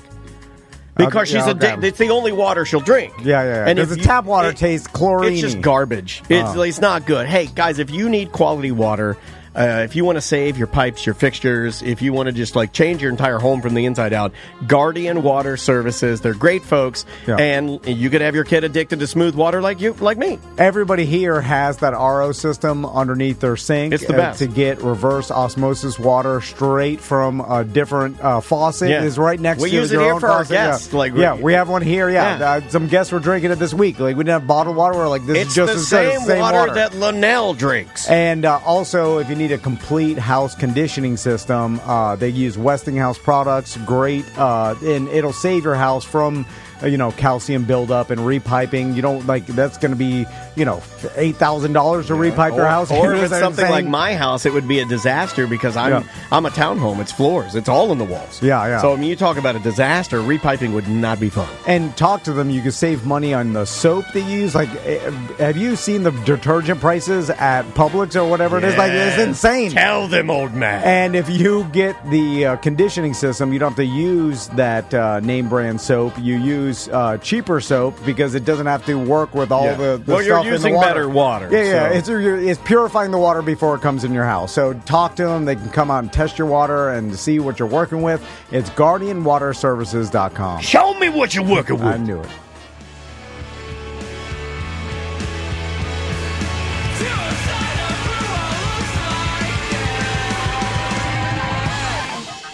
Welcome back to A Mediocre Time with Tom and Dan. I am Dan. I'm Tom. I saw a BDM go to manscaped.com and post a picture of him using the TOMANDDAN20 discount code. Yeah, buddy. He got the beard hedger, if I remember correctly. Yep. If you need any grooming products like the one I have in my hand, the Handyman, or any sort of downstairs grooming, beard grooming kits, they've got all grooming products. I groomed myself last night, and my wife caught me this time because I do it with the bedroom door open and the bathroom door open. Okay. Living loose over there. And I also do it over just anywhere. It doesn't matter where I'm at. I will shave my cooking chili. I don't care. It doesn't matter. Shaving on the go. I don't normally do it in the kitchen, but yesterday I was using I'm blanking on the name of the original shaver, and that hurts my heart that I can't remember what that's called. Sam, if you don't mind looking that up for me. But I was shaving my boys because I've reached a point in my life where I now have hair growing up 3/4 of my penis shaft. Come on. 3/4 hair. No, Anybody else have this? Come on. Is this only a small person thing? Are you sure it's the skin that used to be taut at the base is now sagging up? Ew, what? Sagging up. I'm sorry? And I'm the gross one, and he says shit like that? It's sagging down technically, but it's up the shaft. Sagging up, sagging down. No, it's not sagging down or sagging up. It's not. There's no sag. When I pull my penis up, because I'm uncircumcised. Is it the weed whacker? It's the weed lawnmower? whack. It's the lawnmower. Okay. It's a lawnmower. There's a lawnmower 3.0 and a lawnmower 4.0. I have the 4.0. So, no, when I pull, because since I'm uncircumcised, I'll have to just walk you through it. Since I'm uncircumcised. The chat is screaming at you to fix the cameras. Oh, well, okay, there. Sorry. They want to. Oh, yeah, sorry. I didn't hit the right button. Okay. So when I am shaving my penis, I pull the foreskin and I stretch it up way high. Okay. That way I can get under it like this. All right. Okay. And when I look at it, I pull it taut, right? Because you can't do that because you don't have skin that you can grab like that. You'd have to grab the head of your dick and pull it up. Yeah. I don't have to do that. I can just grab the skin and pull it up.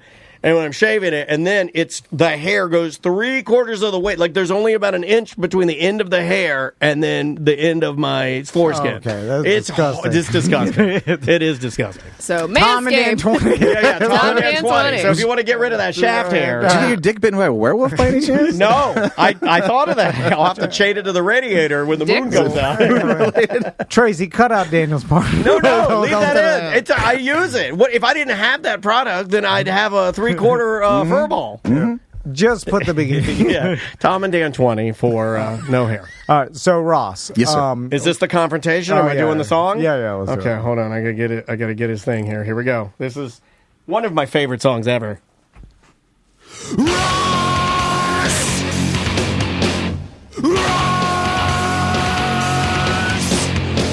What do you mean? You need to see ID. No, I won't get my wife. You'll deal with me.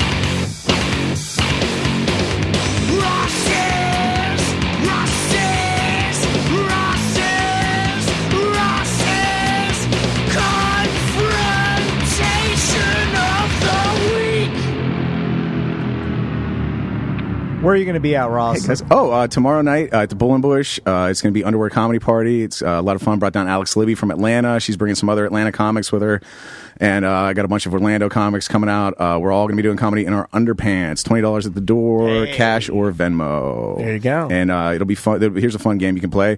My wife is always the door guy. You'll be able to see how mad she is when she finds out it's the Underwear Comedy Show. You didn't tell her? We found that out. We found that out that she doesn't know. What am I going to be like in trouble like the whole way leading up to it and after? No, just That's after. a Tom Vann. Just the only We're more thing that alike you than guys, we are different. You really, we're all in this together. It's the only thing you guys do that's exactly the same. This and do not engage. We may be like converging at a singularity. You never know, I absolutely don't do that. As soon as something happens, I tell Andrea so she can get it over with. Get it out. No, but then it lasts They too never long. do, yeah. But she doesn't do that. Okay. Andrea gets, she's a little more like you. She gets it out and then she's done with it. And then we're good. I like to spring it on her and just whatever. Right before. We may get through the show. She not realize it. That's a possibility.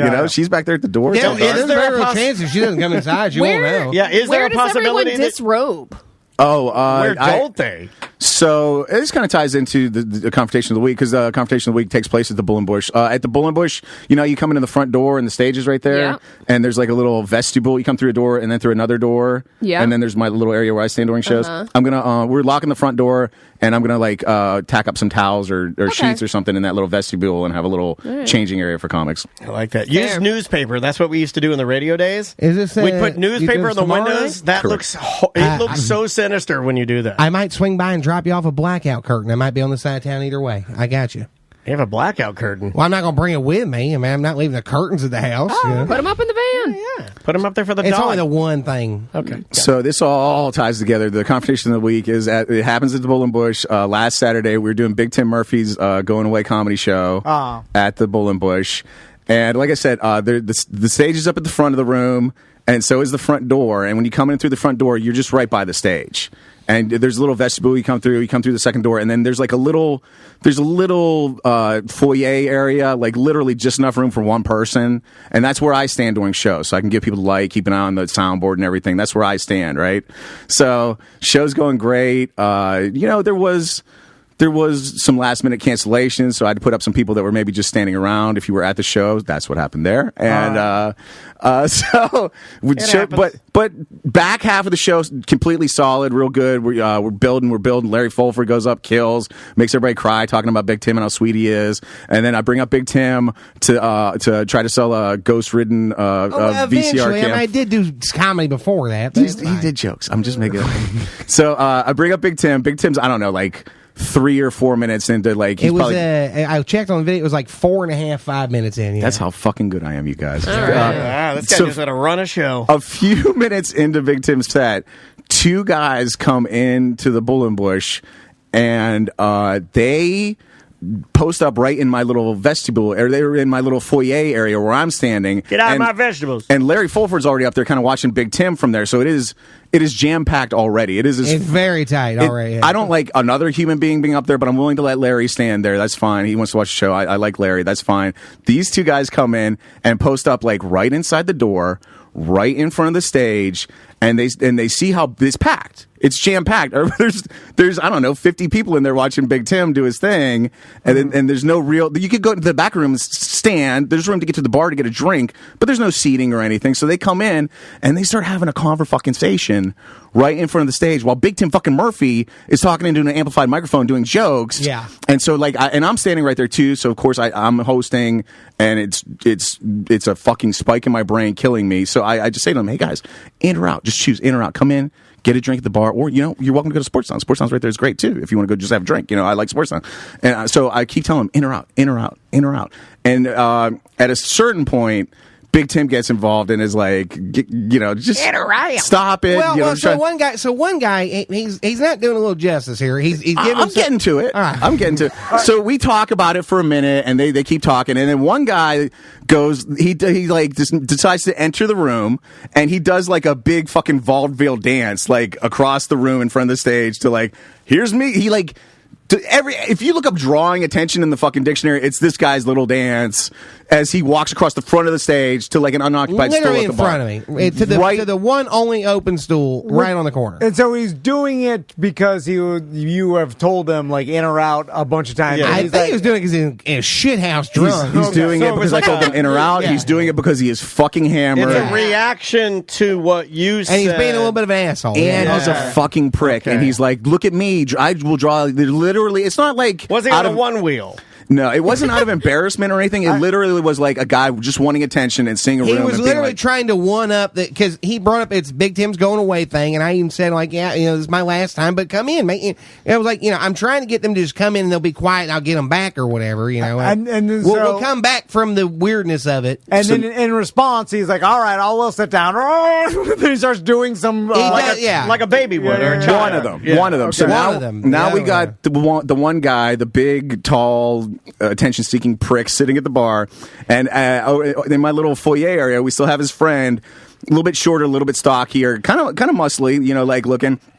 And he's just standing there kind of like stone-faced and shit. And I'm like, so to him, I go like, hey, buddy, in or out? You can't be standing. And he's like, just giving me shit-faced. And I'm like, eventually I get to the point where I go, hey, just get the fuck out. Get the fuck out. And this is when he goes, why are you being so rude? And then him and his friend start having a conversation. And if you like draw the points, they're talking across the front of Big Tim. One of them's like to the right, stage right. One of them's to stage left, and they're like, "Should we go? I don't know. What do you think? Just come in." And so like they're having, and I just go to the guy standing next to me. I was like, "Hey, just get the fuck out of here. He'll follow you." I'm still kind of thinking he's like a reasonable human being, like maybe. Okay. I'm like, just get the fuck out of here. And I have not turned on them yet necessarily. I've kind of done like, well, hold on. I do like a punny like pause, like what? It's about this time when I'm saying to the guy, "Hey, why don't you get out and he'll follow you, and you guys can go have a good night and leave the show alone." It's about that time where Big Tim's like, "Ross, why are you bothering these?" He says something like, I was trying to like. He kind of asked me to stop, and I'm like, all right, Big Tim, I do. And then they go right back to interrupting the fucking show. I thought that maybe if I go like, Ross, we'll let him, because I thought maybe he'll come in and I'll just kind of talk to him a little bit, because I start doing a little bit with like, hey man, you having a good time? I'm leaving. Like, I'm trying to interrupt their three-way conversation. So I'm like, I'm leaving.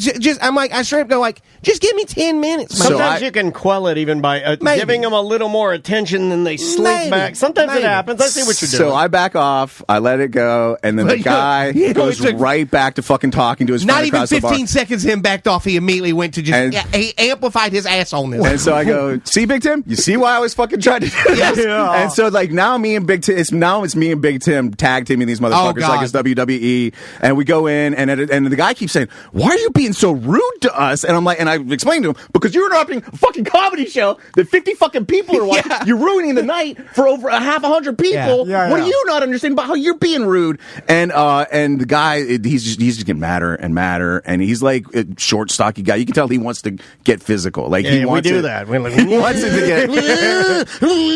wants it to get physical. And so I just keep saying, get the fuck out of here. Just get the fuck out. And then eventually I go to the audience. I was like, what do you guys want? Do you guys want this guy to keep interrupting the show, or you want him to get the fuck out of here? They're all like, get the fuck out! Get the fuck out of here! Oh, I love audience is on her side. And so at a certain point, the fucking big goofy one's still sitting at the bar.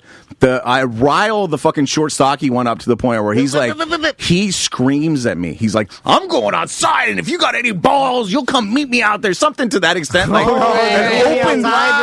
an open invitation to fight. Outside. And so I go, sir, 5 minutes from now, the show's going to be over. You meet me in the back parking lot. That's where I'm allowed to fucking fight. And the audience goes, whoa. The audience is like, oh, I didn't know this is like the worst one. This is a good one, man. I'll post the video here before too long. Hold on. Where you can hear it. Give that a little siren. And I'm on the mic with like, I go, just get the fuck out, guy. Just go before it turns into trouble. Just go. Who's the type of person that, like, if someone says, like, sir, be quiet, I'll be like, oh, shut up. Right. Yeah, like I always do. And then I'll be mortified. I'll be like, oh, shit. I've been in the Bullenbush 1,000 times. The last time I was there, my setup wasn't great, but I didn't say anything. In fact, there was another drunk guy that I wanted to elk along and kill. Like, I hate, just shut the fuck up when you go out. Sit quietly with your beer and think about the bad things you did that week. But it's like you're telling That's what him, I do. You're telling him to be quiet because you're ruining. But he's not even being mean about it. We started both very polite. I was even polite about hey, come on in. Yeah, you made a joke. It's those people you're not going to tell them what to do. They're going to do what they want. Crazy. But it's not even. I didn't think we were telling them what to do. You, Tom, any normal human being would just walk into the room, see 100 eyeballs staring forward at a singular point, and be like, "Well, I don't need to interrupt this at all, right?" And much less it explained to you you're interrupting a show and you're still fucking defiant like that. Then you want to fight about it. You're like, wow, hold That's on. the only part I like because that's crazy. I mean, So- it's just like I'm in the wrong. Let's fight. He offers to fight, and as his exiting move, and again, no, you don't want to get to this, but okay. So the guy, he goes to leave, and the front door is the iconic Bull and Bush British flag door, and then the little vestibule door that leads from that to the inside is just it's like a wood frame with glass panes in it, and like a little bit of wood between, like three glass panes, your standard like glass pane door. This guy opens it up and then double hand grabs it. And goes to slam the fuck out of this glass door, and if successful, it's going to shatter, throw glass all over me and a dozen other people. Yeah. And so he double hand grabs it, gives it everything he's got to slam it, but it's on like a spring, so it just goes. And shuts slowly. So drunk guy double hand grabs the door, tries to slam it, and it just slowly shuts behind him. And I thought it was the funniest fucking thing that ever fucking happened. It was. And then the other big gangly guy fucking leaves too. And that sucks. We finished the fucking. And then we finished the show, and Big Tim goes down. He's going to be selling his ashtrays and some police auction goods out back. And I got a pretty big laugh. I was like, "You'll be able to find Big Tim. He'll be right next to me fighting those two guys." Oh yeah. Well, I mean, they weren't. I don't think they quite understood how close they were getting to where I don't know if Ross was going to hit him, but I was about a minute away from hitting that one because he was really making me mad. It was my going away thing, and I don't know if you could tell, but my legs started shaking because I started getting I'm only a Quaker. I said this in a bit or whatever. I'm a Quaker because I don't want to hurt people, not because I think God's real and He's going to stop me from doing it. Jesus doesn't make me nonviolent. I just don't want to be nonviolent. I don't want to be violent. Never make a Quaker quake. I was getting real fucking mad at him because it's like, I've been doing this shit for 15 fucking years. It's my last night in town. I tried not to make a big deal about the thing because, I wasn't sure how it was all going to work out, but there's a bunch of people there that like me. Well, I'm also going to be leaving town, so it's like I can get the fuck out of here probably by the time fucking the law comes with this. And I had that Pelican case with that fucking camcorder in it right there by the door. I was just going to hit the motherfucker with a Pelican case. Oh, that would kill somebody. Because fighting fair is for people you like. I don't fucking like these people. And I always, fighting fair, you do at a Juggalo event because you want to hug it out later. Yeah, I mean, I don't like this motherfucker. What is it? I know, Sam brings up a point about you wanted the attention, or you want to be. They're entitled. What if I gave you a more simple idea that I've had? Because Sam and I've been talking about this ever since before the Miss Pat show that was ruined by people. We go to comedy shows and they're ruined by people. What if it's this? What if it's something very simple? Because everybody says, people after the pandemic, people have changed, and when they go out, they don't know what they're doing. What if it's just we consumed more alcohol during the pandemic, and now when we do go out, we consume more alcohol? What if it's simply that? No, we can't keep blaming the pandemic. No one even cares anymore. That's what people still blame. Everybody else in the room was fucking hammer drunk too, and they were all sitting there very patiently watching the show. It's an entitlement thing. It's their mid-30s, early 40s, late 30s white guys.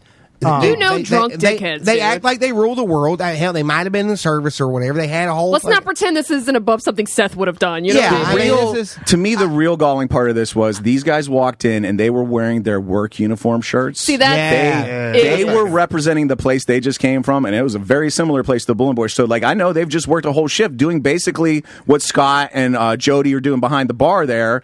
And for them to come in and make a scene in another bar, we were really nice fucking about it. I was even nice on. I didn't immediately attack these guys for interrupting. No, I was trying to be very polite. I said, "Come on in." Are they trying to start a bar beef? Like Ross had mentioned, I was going to try and sell them merchandise. Probably it's happened a million times where somebody comes in through that front door, they see a whole audience, and they kind of pause for a second, like, "What do I do?" And I said the same thing to these guys that I say to everybody: "Come on in, grab a drink at the bar, find a seat or somewhere to stand," and it's almost never a problem. These two, why are you being so rude? Now I get it. That was making me extra mad with the rude thing. Yeah. It was like, I'm a very good roast comedian. I was trying to be very polite about it. I asked him to be nice to these fucking dipshits because I was like, maybe they'll buy a bunch of beer. I only needed 10 more goddamn minutes. I wanted 3 more bits and then do the merch pitch, and we were done. Yeah. It wasn't like I was doing a half-hour set. I only want to do fucking 13, 15 minutes or something, I get it now, because when I worked at Home Depot, I used to walk into Lowe's like, what do we got going on here? I'm like a dickhead. Like, Start knocking screwdrivers I would just be like, what is this? I was like, I was just act like a dickhead, because I was like, I work in the same industry. So, like, I do the same thing when I go into other people's podcasts. We're about to do with Sam tomorrow or next week. Tomorrow. If he shows up at your house tomorrow, crazy. there's a problem. Every man's At the radio station, when we would go into other radio stations, we would look at it and be like, look at this dump. Who died in this coffin? Talking shit. Right, but did you walk into a studio with an active show going on and start batting the mic out of fucking Phil Hendry's hand? I have I didn't say the N-word on my show. I've seen multiple people walk through the front You gotta door pay for that of one. Bull and Bush and do the same thing. But It's a different N-word. I've never seen anybody not duck and go to the bar. Correct. Duck and go every single time. That's what they do. Like I've never. Or they make it up of their mind they're going to sports town instead, and that's fine. Not everybody's coming to the Bull and Bush to have a comedy show. Some of them come to throw darts or fucking something, and they want to go play pool at sports town instead. That's fine. You do have a different mentality when you work in industry, and then you go into another, the same industry, even if it's a different company or whatever. Now, if they're bigger than me, entitled. if they're bigger than me, though, right? Like everybody? No, I mean, if I let's say when we went to Bubba the Love Sponge, That was right? a short joke. I didn't hear it. Sorry, it's too small. Did you feel uncomfortable there? Like. That was a different weirdo environment. It was weirdo. It was so weirdo. I was confused by the massive. All right, we're gonna be frozen paintball in the nuts of our interns. Up next is Tom and Dan. There was a shower. There was a stage for a band with a dilapidated drum set on it. It was a warehouse, like let's say 10 times bigger than this, maybe 20. Maybe 20 times. Showing up at a warehouse is never a good feeling. No, too. it's not. Too many. I've known too much stuff disappears in warehouses. Bubba's got to accommodate Hulk Hogan's dick every once in a while, so he needs a warehouse. But yeah, it's insane that someone does that or acts that way, or even when you tell them, like, I can understand coming in and acting entitled, but then when someone says like, "Hey, what do you do?" Them getting mad. We were so much nicer about it than we could have been. And I'll tell you what it was, Tom. And there's a show going. There's someone on stage talking to a mic and an audience That's the part watching. that I hate is the performance part. Crazy. Everything else can be handled but it's a performance, and that's a one-time thing. One fucking idiot danced across the stage and had his moment, and he sat down. That was whatever. But the other guy clearly wanted to fight. Because, the other guy was looking for a conversation. I kept saying so politely, like, please just come in, grab a drink, or leave. Either way's fine. And he bristled more and more. And then when it finally got to the point where I was angry at him and saying, just get the fuck out of here, that's when he was like, why are you being so rude? Because he wanted to fight. And then the door slammed. He wanted to break that door so that I would just like lose my mind and come out and fight him in the fucking street like an animal. Did you see this? Speaking of fighting, did you see the story of the Dolphins fan that punched a Patriots fan at the stadium? Yeah, killed him. They can't find the guy, right? No, I think he was arrested. Was it just that he hit his head, or was it? No, it was he hit his head on the back of the seat, like punched him twice, knocked him out. He was just like a dad. Dead. They interviewed the wife. She's talking about it. But listen, football is very important. Well, that's what the wife said. She was like, I don't understand why you got to take it this seriously. It's so stupid. People get into fights, drunk fights at stadiums. We've all seen the videos. It's like the movies where he punched somebody in the face, or like and then they get knocked out, and then they get up, and then it's all like, you knocked him out. You get knocked out in real life, it's bad for your brain. Yeah, it is. And if you knock someone out standing up, and when they hit their head the second time, full weight, full length fall to the ground, they can just instantly die. Your skull cracks real easy if it hits the ground. And then now you're going to go to jail for a long time for not if the judge is a Dolphins fan for manslaughter. And then doesn't look like they've arrested anyone yet. I didn't think they got anybody. Chat's saying it's a medical issue, not the punch, but They said he suffered a medical event after being punched twice in the face. What does that mean? You're going to get popped for manslaughter. The witness, you know, and you're the going to witness go. that was there said they were like piling on him, like he was getting hit. Yeah. You know, it wasn't like he just got hit and fell. The witness said, and then again, I don't think they found anybody, and they were kind of hoping that somebody would come forward and either know more or the guy would turn himself in. But I don't think if he's already done it, I don't think he's going to do it. Right, What do you do? What do you mean? You get in that situation, you hit the Patriots fan, he falls and dies. You find out later that night when you're back home with Crystal. Fucking takes his bow tie out to the sea. I just told you. Now I'm switching to Blue Springs because Call me first, Tom. Well done. Tom, I hope you disappear, Tom. I hope you disappear. Well, first thing you do is go to L.A. in a dog suit. I hope you disappear. I find a manatee costume, obviously, first off. You're going to be my cousin. It'll be fine. But you can't punch anybody as a grown man in the face if you have the option to walk away. Like, no matter what, at this point in your life, at any point. Well, that's where I've gotten it now. What I the just fuck don't want to deal with the fall out of it. Because, like, you know, even if you win the fight, your hands are going to hurt. That's what, because audience members came up to me afterwards and were like, thank you for handling that like that, first of all. And I know I sound like I'm jerking myself off, but this did happen. An audience member came up and while I was paying my tab, we were just standing there and they're like, hey, thanks for handling how you did. Did you really want to fight them? And I was like, yes. And if I didn't have a family to worry about or like a life that would be ruined by it, I would be walking the Milk District looking for those two fuckers right now with a fucking table leg or whatever in my hand to beat the shit out of them. It would be the fucking, it'd be the Jack from the van, but you know, because I'd be with him. Here's the thing. It'd be the Jack handle. They also can Zimmerman you, which is you start winning the fight and he pulls out his concealed weapon and shoots you in your chest. That's the thing that's so scary, man. That's the part I'm leaving for. And then there's a guy. There was a story yesterday. Not to make this all about like, look at these crazy people, but a guy that just drove past a person in road rage and just pulled out the gun and pointed it at their head. And I'm like, wowie, you know, because maybe you flick somebody off or used your horn. It's like, just relax, everybody, just relax. I don't understand that because I got my concealed weapon license and I carry the gun once in a while, and it gives me the exact opposite effect. Like when I have my gun on me, I am so non-confrontational, like because I know it could escalate to the point of life or death. So like immediately I'm deciding like, is this worth it? And nothing is. Now, do you do like I do? Like I carry mine around. Like I hold it around. You know, like I'm always brandishing it. And that's your right. Thanks, Governor. Thanks to the governor. It's so fun. God bless Florida. I like the move where you put it pointing at your own penis in the waistband. Yeah. Because I feel no like belt or nothing. You just steal your pants. It's pulling your pants down. Yeah. It's also the ultimate showing of bravery. Right? You have the gun pointing at your own dick. I'm not worried about you going. I'm willing to blow my own cock off to show you this gun in my especially when people do it with guns that don't have like a safety. It's like a Glock where it's just like the trigger could just pull it, you know, just go off, you know. Pointing at your dick. There's no external safety for it, you know. It's just we're just a trigger safety. It'd be fine. All right, let's get out of here. Ross, you plugged your... No, dump them out? No. Let them... You can't... What are we dumping out? Well, quickly, do you want to play your NPR clip or no? Yeah, I do want to play my NPR clip. I got to find it. Daniel's on NPR. St. John Flynn. Now, I was disappointed because I wanted... Disappointed? I'm super disappointed. It was 3 fucking seconds. I wanted But it was awesome. Well, first, you were asked first to give this interview. Well, tell the story while I'm looking for the clip. clip. Did you do a Tiny Desk concert? Well, also, we're going to do a short show my last time in town. Come on now. Yeah, every show for me is a short show. That's, well... I get the Facebook message first, and then it says, hey, do you want to be on 90.7 or whatever, talk about Orlando City?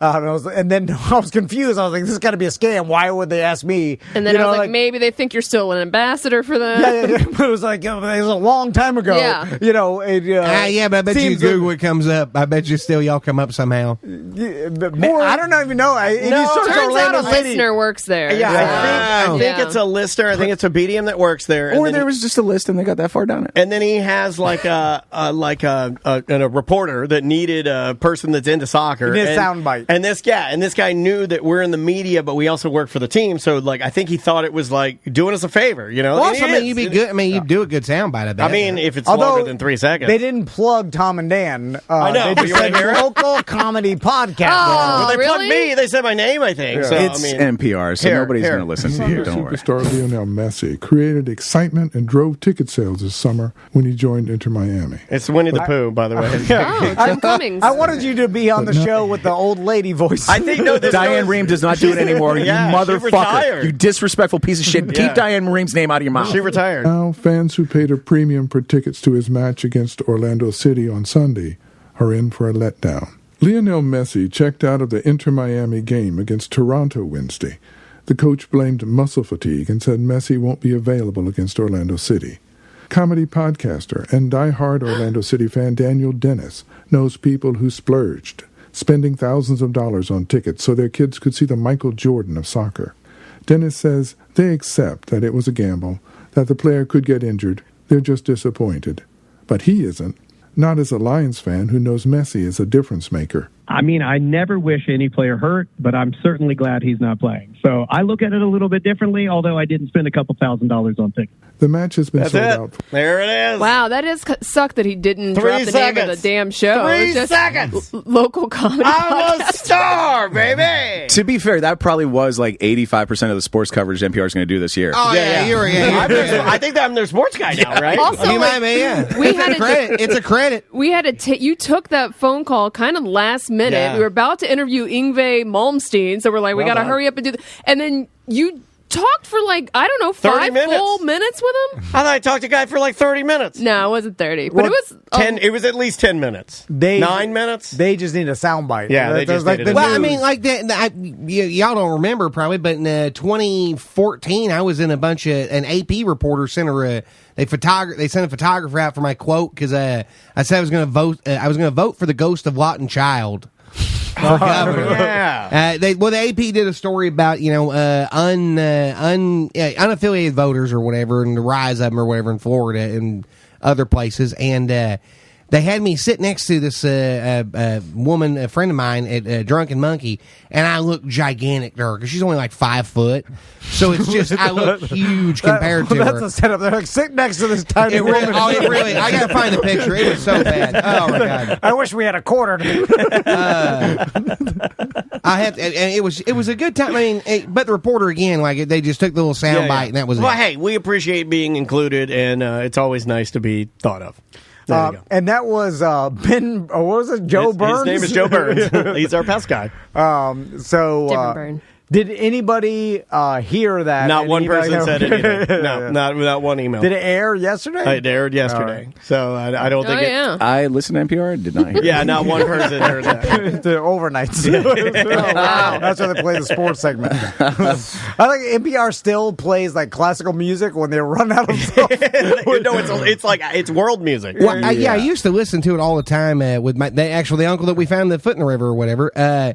We would listen to it. It's about like they play the world music at I think 3 a.m., but they do the BBC World News at 2:30. 90.7 is pretty much all talk and news all the time. 89.9 is where you get your jazz and your world music and stuff. That's the UCF station, right? Saturday nights at the 90.5 is the UCF station. I can't believe I'm out radio. They do jazz too. Well, No, I'm out of the game. They'll do jazz and stuff. Yeah. Yeah. What I don't understand is like, okay, everybody knows what they're getting when they go to listen to NPR. They want to hear talk, right?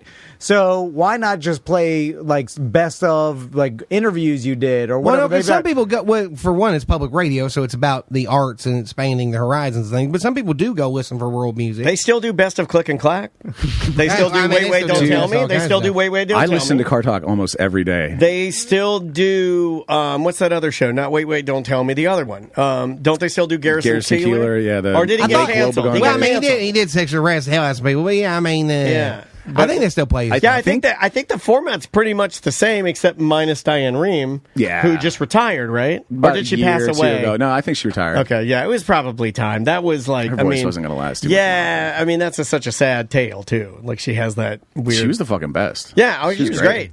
It is bizarre to me that they did, like people used to listen to NPR because it was the only talk radio that they could find, you know, it's like, and now that's changed. Like you could find anything in the world The that fuck you want. are you talking about? Talk radio's been popular since the Fairness Doctrine got repealed in the 80s. Well, no, I'm saying you have a unlimited amount of podcasts, talk, which is essentially talk radio, whatever. Well, if you're especially looking for apolitical talk radio, yeah, it's basically, yeah. So that's why, but they're still doing the same they're like, we're going to air this game show every single... Yeah. Like, it seemed to me that are people wanting the game show? Yeah, I mean, them game shows seem very popular among a certain set of people that you're not a Whole Foods liberal, you know? It does seem like the But Wait, there's a Wait, lot Don't of- Tell Me people are not going away. I mean, they seem very loyal. And they're like Saturday afternoon at home having a coffee and reading the New York Times listeners. They're not like driving around in a work truck during the week listeners. But why don't you listen to the New York Times podcast? Like, wherever you want to listen to. And to be fair, they probably listen to the Wait, Don't Tell Me podcast now, as opposed to having an AM radio. I think there's also a vibe to listening to Wait, Wait, Don't Tell Me, and also telling people you listen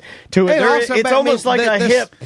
And the Saturday afternoon thing of like, it's the ritual of that's what you do on the Saturday. And I flip between NPR and the right-wing talk station. Like, I listen to both, like, depending on commercial break or whatever the story is or whatever. I only listen to Florida Man. And I noticed basically, like, before, when Trump was in office, NPR was 24/7 Trump news, all Trump, all the time. And the right wing the station had to play kind of catch up. And now the right wing station is all anti-Biden 24/7 all the time. And NPR just does, like, super liberal, like, stories about, like, a transgender Eskimo mandolin player who's struggling to raise money for a one-man show or something like that. I would watch that. I would watch the shit out of that. Who wants that? I mean, that's very Who wants a transgender Eskimo one-man show? Are you fucking crazy? Well, Who wants the shit out of that? I don't even know what that would mean, but it sounds like a lot of trauma. Now, SJW, I'm pretty sure they count that as a slur now. Eskimo is? Yeah, I heard that. Not if they're transgender. That's true. You don't know that. A transgender Inuit mandolin player looking to raise money for a woman. There you go, I'm that's so better. sorry Inuit. about that don't made get up it wrong, person. motherfucker. I'm down with it. Inuit. So, are you down with I Inuit? think I see why you get ugly know me. granny porn all the time. It says granny hookup up on your I've screen been up wondering there. about that I so pulled much. that What the I fuck? pulled that up Her to titties are out. Oh my god! Okay, That's a nip. No, Yeah, I it pulled is. that out. That's a for full-on nip. That Hook was up with that's available for dump them grannies. out, but we're not doing it. So Oh, she's dumping them Why out. are we not doing dump them out? Why can't we've been too far. yeah, we went too far. We're pulling it back. We couldn't find the ad either. Yeah, we can't. We're not going to do Very it. specific You guys ad. found the ad and you're dating grannies now, aren't you? I knew it. Damn Aren't it, he's you? on to us. I'm going to fake my death. Have an old lady kill me.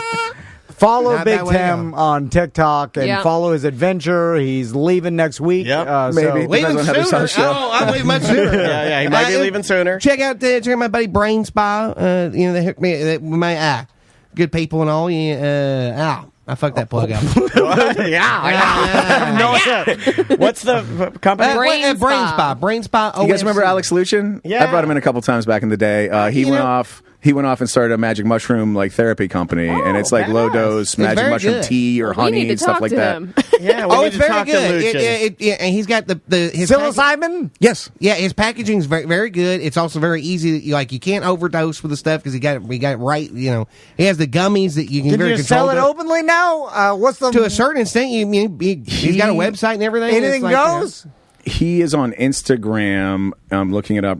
Brain Spa OFC. Brain Spa OFC for official, and you DM him, and he will give you a signal. You know about the Signal app? No, It's how you contact drug dealers now. He will give you a Signal app way to contact him and talk about buying psilocybin. Well, I mean, it's just an encrypted messaging app. I mean, that's got to be illegal, right? Well, yeah, but I mean, Like Rumble. Gives you a signal? It's like Rumble. It's just not really enforced. I mean, there's a guy that was a fucking a biochemist for Johnson & Johnson has his own mushroom thing now. Like, it's not. They're really not enforcing it anymore. California's decriminalized it. Washington's decriminalized it. Oregon, Colorado, Washington, D.C. Well, can we sell mushrooms so that the money's in the drug? Well, I mean, to a certain extent, yeah. We'll give you a signal. You didn't know what Signal was, so I don't think you can. A signal? Is it a smoke signal? But no, I mean, like, his honey's fantastic. Let I me- had, Does it got psilocybin in it? Let me put it to you this yeah. way. Before you start selling drugs, dial in the Killing the Show plan. All right. I'll be doing mushrooms. I'll be fucking all the grannies. Go see Big Tim's last show in which Florida. is at Wednesday at the Orlando Improv. Oh my Yeah. god! And then Thursday at the Tampa Improv. Yeah. I texted Heather, confirmed the date before, and now she's blaming it on me. Like I was like 20 either way. That would have been bad had you not known that. Well, I would have figured it out before too long, but, Sam, are you doing your show this weekend? We will be recording an after party this weekend that will be released on Sunday. That is our paid show on Patreon, patreon.com/semantics podcast. And also you heard about this one, which is also on our Patreon, but they are free episodes. And Derek tells us about a British biochemist who actually helped solve and convict her own murder. Wow. Her own murder? From beyond the grave? From beyond the grave. Oh, I love these. Oh, and you can get that just by going to Patreon. You don't have to subscribe because the Patreon lets you listen to things for free on their feed, right? They do. Yep. I feel like if I knew it was coming, I'd try to stop it instead of solving it. No, she didn't know it was coming. I'm joking. She did that thing where she's bleeding out and she wrote the guy's name in blood on the wall. Maybe she faked her death and then solved the murder after. I still want to do gun balloon, but I can't figure out how to do it. The old gun balloon. I just want to do it. I'm not going to say I'm going to kill myself. I just want to shoot a gun and then let it go on the balloon. You'd have to have so many, but with a subcompact. And then the cops show up and they're like, "We heard a gun was fired from here." I'm like, "Good luck finding it." Oh, tell the truth. Shoot it down. And let me plug that GoFundMe one more Please, time. yeah, do it. People love these. Samantha's got people do love them. Unfortunately, we had better health care in the country, but it'll be a good time. Follow me on the TikTok and all. I'm going to be documenting the journey. It should be a good time. Yeah. Well, what's your GoFundMe? Just search Big Tim on it. Well, Sam's got a link in the chat and all. Yeah, it's also, that's like 1% of the people listening to this show, Tim. Yeah, I know. How do they find you? Motherfucker, I was getting to it, you goddamn asshole. It's my last time with you. It's also pinned on my TikTok bio. After that, I'm recommending don't go to it. It's on it's on my Facebook. You can search it on the Facebook. And also, you can search Big Tim. Literally, if you just put Big Tim Murphy and GoFundMe, it's the first thing that it's not hard, yeah. Tots with Ross. Yeah. You thought there was going to be another confrontation in here, didn't you? It was happening. Were you getting uncomfortable? Did you? Is that really? Like, yeah. Because I feel like I'm fueled by it because I was feeling the energy coming off of it. I started shimmying my titties. Well, he's wanting me to fucking do GoFundMe.com/7 Right. It's not a link. It's a fucking bunch of different numbers and shit. Yeah, you idiot. All right. Tots with Ross? I'm going to miss y'all so much. Underwear show tomorrow? Well, I'll call in or something on the ACT or something every now and again. We will. We'll call you or we'll check in. I mean, especially if you're out there, you never know. We might hit up LA again. We got a lot of friends out there. Oh, yeah. It's just if you say it's in the chat room, everybody listening just automatically gives up because they weren't in the chat room. They can't access the chat room. And I'm just saying this to make Tom uncomfortable. That's it. It's just to make Tom uncomfortable. That's it. And I'm going to shimmy my titties because I like it. All right, everybody. We will see you on Monday. Well, wait a minute. I can't publish that. It's mediocre.